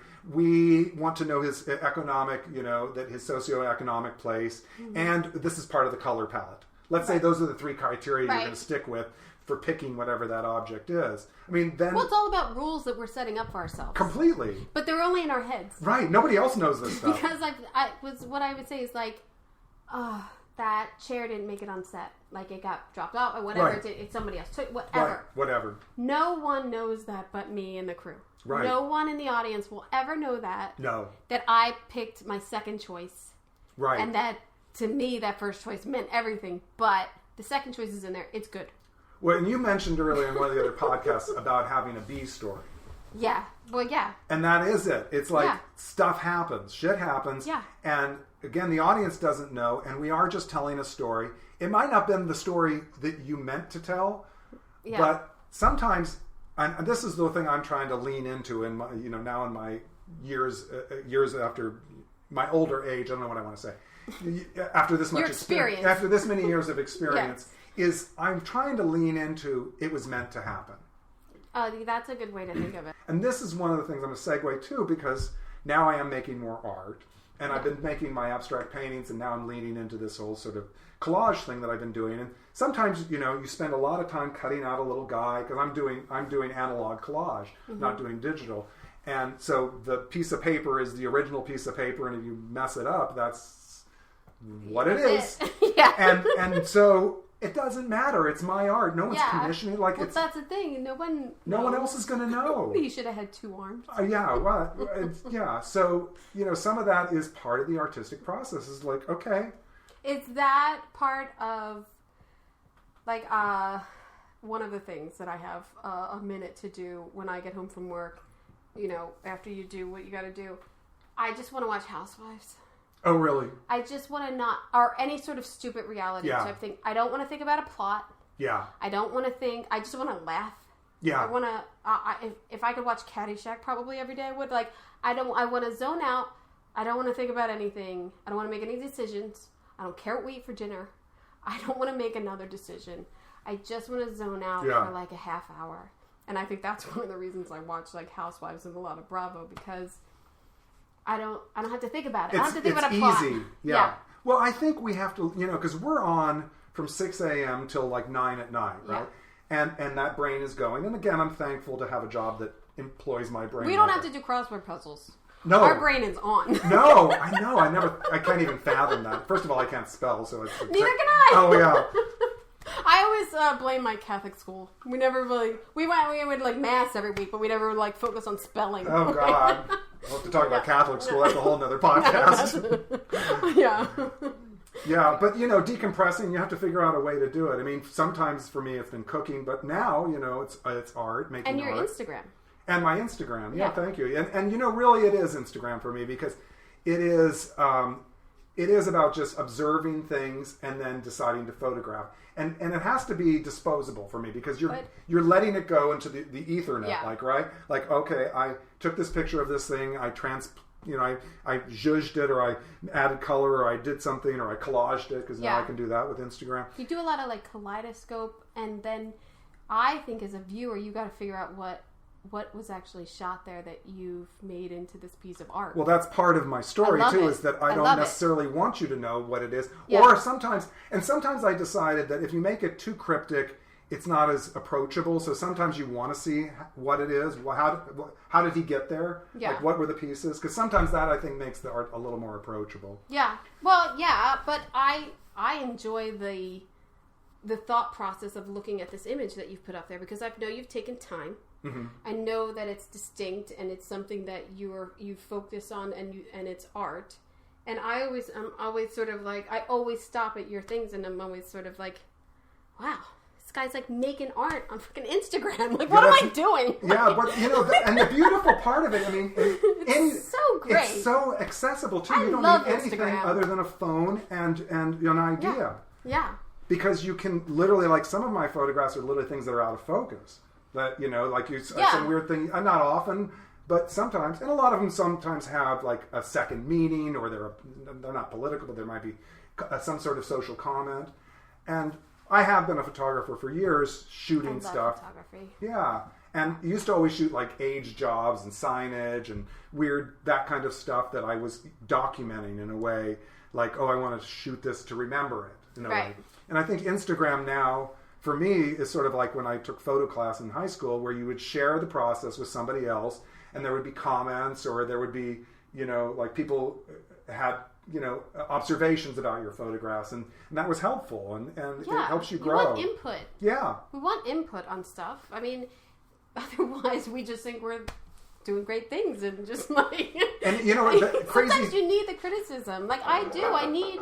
Yes. I need that. Well, it's just like not knowing which way that piece of furniture went in the room, is that suddenly somebody else comes in and says, hey, what about... And you're like, well, I never thought of that. And then, but I think that's what also is that collaboration with designers. Yes. Like that little push. And it's not that they're being a dick about it. Some are. Mm. But that little push of like, hey, I think we could make this a little bit more. Or let's focus over here a little bit more. Yes, I appreciate that. And you know what? I have to tell you, because I make my own movie, in my head, I have to be collaborative, and so I'm at my best when I'm doing that, because I can go off any direction you suggest. I've been doing this long enough that if you say do whatever you want, I can do whatever you want. Give me more leprechaun. I'm like, I don't even know what that means, but what it means to me today, right? Because that's let's go leprechaun. Those kind of brain things are perfect for people like us, where they say that. And so, you're dealing with a creative person. Sure, I'll give you something that, Marjorie has a leprechaun kind of what? I don't know, but, you just interpret it. They're also privy to so much more information than we are. Designers, yes. They're in the scout van all day. They've been to other meetings. They've had one-on-one with the writer or create whatever. Mm-hmm. That I feel like... Even if there was times of like mistaken stuff, well, I never got that note. Right. Like, you might have gotten it, or hey, we shouldn't have done this because, and you're like, well, no one told me that. Like, I can go with that. You want more red? I got red. I got my leprechaun. I can do that. All I need is the note. Right. And we can do it. I appreciate getting that stuff even during the day when they hear it. Because literally often at the time I get that note, even if it's a text or a phone call, it's like when I'm tagging that thing. Or I'm literally at the cash register. I'm like, oh, you want more pink? Boy, hang on. Yeah. You can get in front of me in line. I saw pink in the back of the store. Yeah. Those kinds of things, because we are making, and we're spending a lot too, but we're making ideas and we're creating these visuals that happen in hours. I mean, I was commenting about, kidding is that because we're all the way at Sony and most of the prop houses are now, almost all of them are in the Valley, is that it was 45 minutes from the time I left there to get somewhere, so I need time. Yeah. Well, that's the bummer of it, and that's why the websites become so critical at like 5:55, and it has to pick up at 7. Right. But driving in this town has never been helpful. I don't care if there's traffic or not. It's a massive city. It's a massive, and that, I don't know if we can get around that. I mean, we can by ordering things online and that. I don't know, and that was the other thing I've trying to make lemonade out of all that is I try to take different streets too. Because I'm always redesigning the city as I'm driving. I'm like, oh my God, this freeway exit needs more, I give love us a going tree down. here. I love Waze. So I can go down different streets every day. I love to weave. Because now I'm at Fox, and even now I just weave my way home. But you always see something different. Yeah. I mean, because, if you are in traffic, you're looking out the window. I can't do it. Yeah. I'm not doing it. I'm sure it's an obvious answer, but all of your travels have definitely given you an eye-opening experience to either color or textiles and textures and everything. And cultures. And do you have a plan? You're going to go your next trip, you think? Well, whenever we were leaving for Tokyo on March 20-something this year, and of course that was the kibosh this year. But have you been to Tokyo? I haven't been to Japan at all. Yeah, no. And that's the thing, once list. It's like, there was some song my mother used to sing, but it was like, how you gonna keep them down on the farm after they've seen Perry? Well, it was post World War II little song, but it was true, is that after you start to see the world, you're like, oh my God. Thirsty. You're thirsty I want to see more of that. Yeah. I never thought I wanted to go to China. It wasn't on my radar. It was not something I related to. I'd never done a book report on it in school or something. But my husband was working there, and so we got to go there. And it blew me away. First of all, because it was so not United States. And we're not even on their radar. Like, they have their own Google. They have their own absolutely everything. Really? Yeah. I mean, it is, you go there, they don't need us at all. It is their insulated bubble, and it's a little strange. But the best part of it... What cities were you in? So we were in Beijing, and we went to... I'm going to say something like, and I'm not going to say it right, I'm going to say Yangsang Province. We took the bullet train there because we were going, Taylor designs theme parks, and we were going to go look at some not so well-designed theme parks, some duds, to see where didn't work. What didn't work, and where was the threshold in China of they still make business, but the storytelling was a little failed, or the queue lines were messed up. The stuff that theme park designers are looking at. Right. I was going to make Instagrams. I had a different I know what I was there for. But yeah, so we went. I only had gone to like 2 cities because I was there for only a week. Wow. But I did spend some time at the flea market twice. And then I know one SGSA meeting. You were at the meeting, and I go, Don, you were posting with camels this morning. What are you doing here? I know. I just flew back from Abu Dhabi the day before. Yeah. I mean, it was crazy that you were there. It was. How were you not jet lagged, or were you? I was so jet lagged. Oh, okay. Oh yeah. Oh yeah. And China's even worse, but Abu Dhabi's pretty bad. It's like 15-hour flight. That seemed like a very influential trip of just textures and just absorbing design and you know what it is also is that if you go with your set decorating eye there, it's like everything is interesting. So who is the person? Here is the building, and right. Arabic kind of architecture is so different than kind of the architecture here. Same with Chinese architecture, and not I'm not talking about pagodas or something like that. Right. And those nuances, I think, only highlight when you start to see a nuance, in the United States or for another character that we're talking about. So that, and then also that kind of wanderlust or that guts to go and say, okay, for instance, when I was working on the theme park, I was at Abu Dhabi for 4 months. They sent me to Romania because Romania was really cheap, and they had a vendor there. These incredibly well trained sculptors were sculpting stuff for all the different rides at Warner Brothers World in Abu Dhabi, and I was hired as an art director, but they knew that my strengths were really as a set decorator, and we were doing Scooby-Doo's mansion, and so I was sent to Romania to work with a decorator there who was boots on the ground there, and she was sending us stuff for weeks of all these pictures, and I'm like, yeah, I think Alice, I can't tell what I'm looking at, or can you find a better one? And she keeps sending me the same thing. So they sent me there, and it's you end up being sort of immersed in this culture, and then sort of just jump along for the ride. So she takes us. She says, well, today we're going to go. I have a friend whose father died, and everything in the house is going to be sold. And oh my God, that's great, because I'm just looking for antiques. Well, yeah. And they all have to come from Romania because that was the Sorry, vendor. He died. Well, yeah, I am. Of course, yes. There you go again. I'm going to go straight into Oh, great. You think Hello? we can get a deal? How are you doing? By the way, can I go up in the attic? Is this mattress? Did he die in the bed? Yeah. Is the mattress? Is the it bed? clean? Flip it up. Yeah.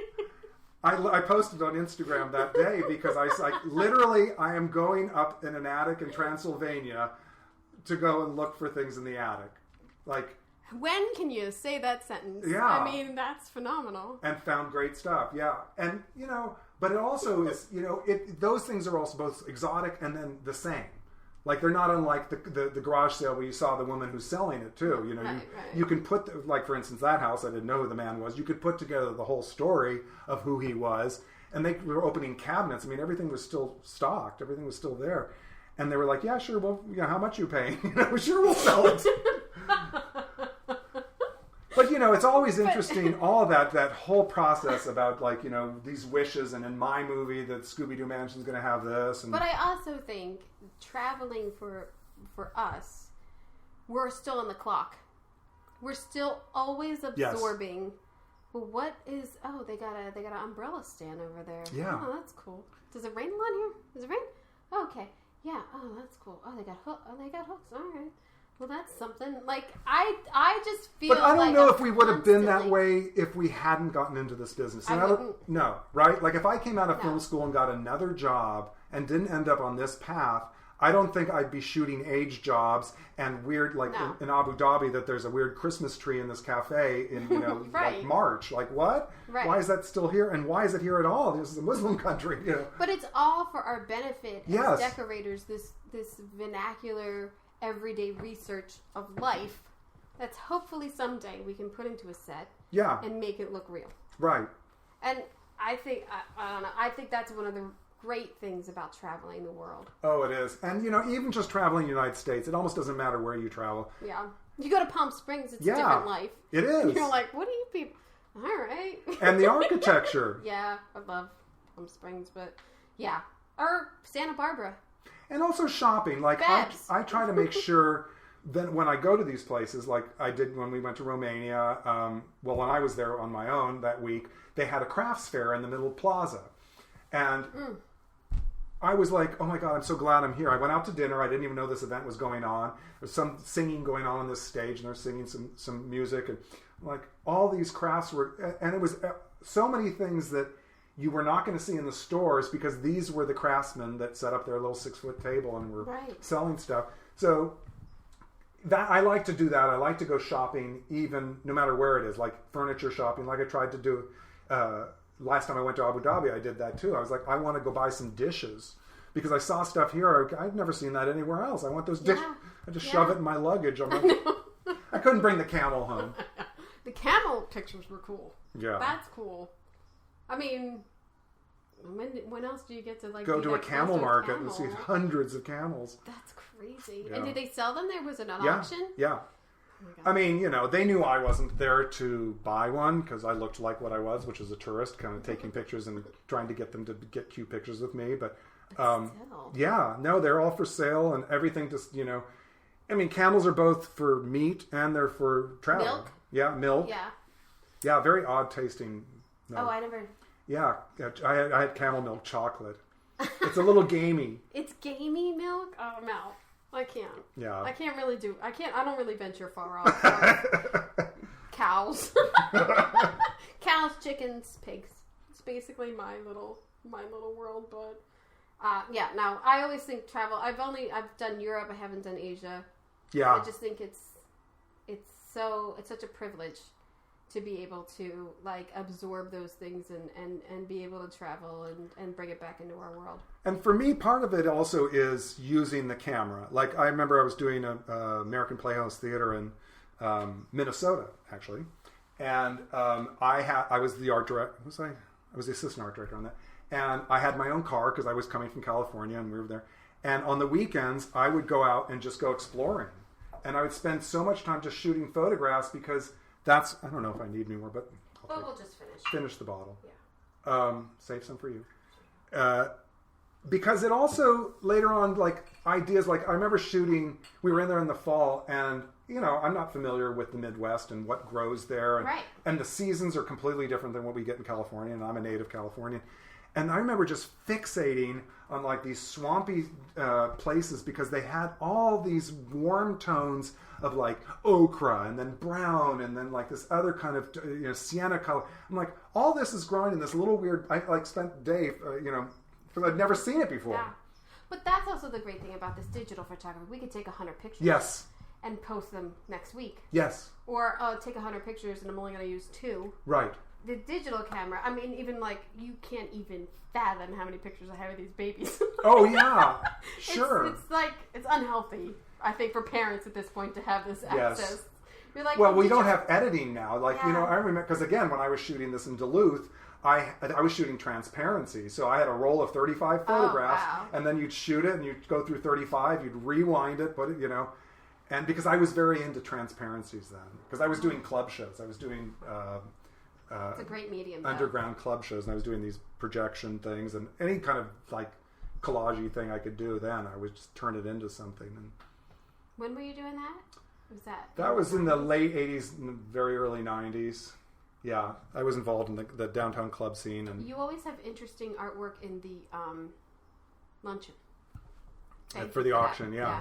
Thank you for that always. You know what is interesting about that, and this is like one of those like ask and then it happens kind of thing, is that years ago somebody, I don't know who it was, early SDSA said, let's have, our decorators make art for the auction. And I was like, I don't have anything. And then I was like, I'm going to make art. Like, why shouldn't I make some art? And, and then now it became a thing of like, now I'm just trying to better myself. Like, each year. I mean, yeah. You're one of the top, I think, gets at the auction. Thank you. Oh, yeah. I was very proud of that, people were bidding on my work. I thought, well, and it was sort of like circular where they asked me to do it and then I said yes. And then I kept wanting to do it because they had asked me. Right. It was like, it was flattery, and then it was like, I had to, like, I feel like, I mean, I just feel like you're a staple in that auction. Like, what did Don do this year? Well, this year, I swear, I have to show you after we finish talking all the stuff I've been working on now during COVID. Oh my God. I've been working for 2 months just making art. Like every day I get up and spend time in the studio. Oh, that's awesome. And it's really, I don't know if it's all good, but it doesn't matter. It doesn't matter. Years ago, someone asked me what my favorite movies were. And one of my favorite movies, and I had a lot of them, but over the years, but one of them, which was an obtuse movie, or I thought it was Interiors. Have you ever seen that? No. Watch it. So it's about a decorator, right? Uh-oh. Yeah. Which are, they don't make enough movies about decorators as far as I'm concerned. So Geraldine Page plays this decorator. Oh. She's genius, of course, it's Geraldine Page. And she does people's homes, right? And she does, part of the reason I didn't know this at the time, but part of the reason I loved it is because it spoke to me so much. She walks around and she's like tablescaping on just moving things the slightest amount, and her kids, she has like 3 kids or 4 kids, and she's like comes to their house and she's just tablescaping as she's talking to them, and she's just making it like for what? There's no shot or right. But I do that at home. And, I do it at home too. And then there was also this whole sibling rivalry that was in it that was so accurate to me, and there were some things about it that was it like the 70s? 70s movie, and it was shot in black and white. Mm. So, again, he decided to do that. And so that was also not necessarily a very Woody Allen movie. And I still love that movie because the characters are very strong and it's not so much shtick. It was a serious kind of, dark comedy. Kind of anti-Woody, but I'll check it. Yeah. No, I don't know. There's enough big media Woody, out there. Well, older Woody, Now I don't want. You know, that's a whole nother subject too, is punishing people for their past actions. Because, you know, when does that act? There was this whole thing about talking about Lugan. Now, wasn't that just fun? He is such a good guy, and I mean, above and beyond talented. And the amount of stories and the travels and, I mean, needless to say, we kept talking and going for it, and just a wonderful interview. I hope that you got a lot out of that, because he's also a teacher. I mean, he's taught classes on set decorating, and I don't know, just an incredible soul to have decorating these sets that you watch. So I hope you enjoyed that as much as I did. And seriously, check out that Instagram, because not only does he have his beautiful sets on there, his amazing travels, his over-the-top creative pieces of artwork and kaleidoscope work that he does. There's also some squirrels. So houses for squirrels, miniatures, stuff like that. You got to check it out to see what I'm talking about. Again, it's Big Ideers, BIGEYEDIERS. I hope you got an earful. I'm Kim Wanup for Decorating Pages. Interested in seeing some of the sets that we actually talk about on this podcast? I've made some clips of some of these great interviews that we've done, and they're on the watch page of the decoratingpagespodcast.com website, or just hit up your YouTube to Decorating Pages Podcast channel and subscribe there. That way you won't miss any of the clips that I'm putting together. Don't let summer float you by. Grab your Stogie Floaty now. Stogie Floaty Luxury Pool Float, available on Amazon, Etsy, and StogieFloaty.com.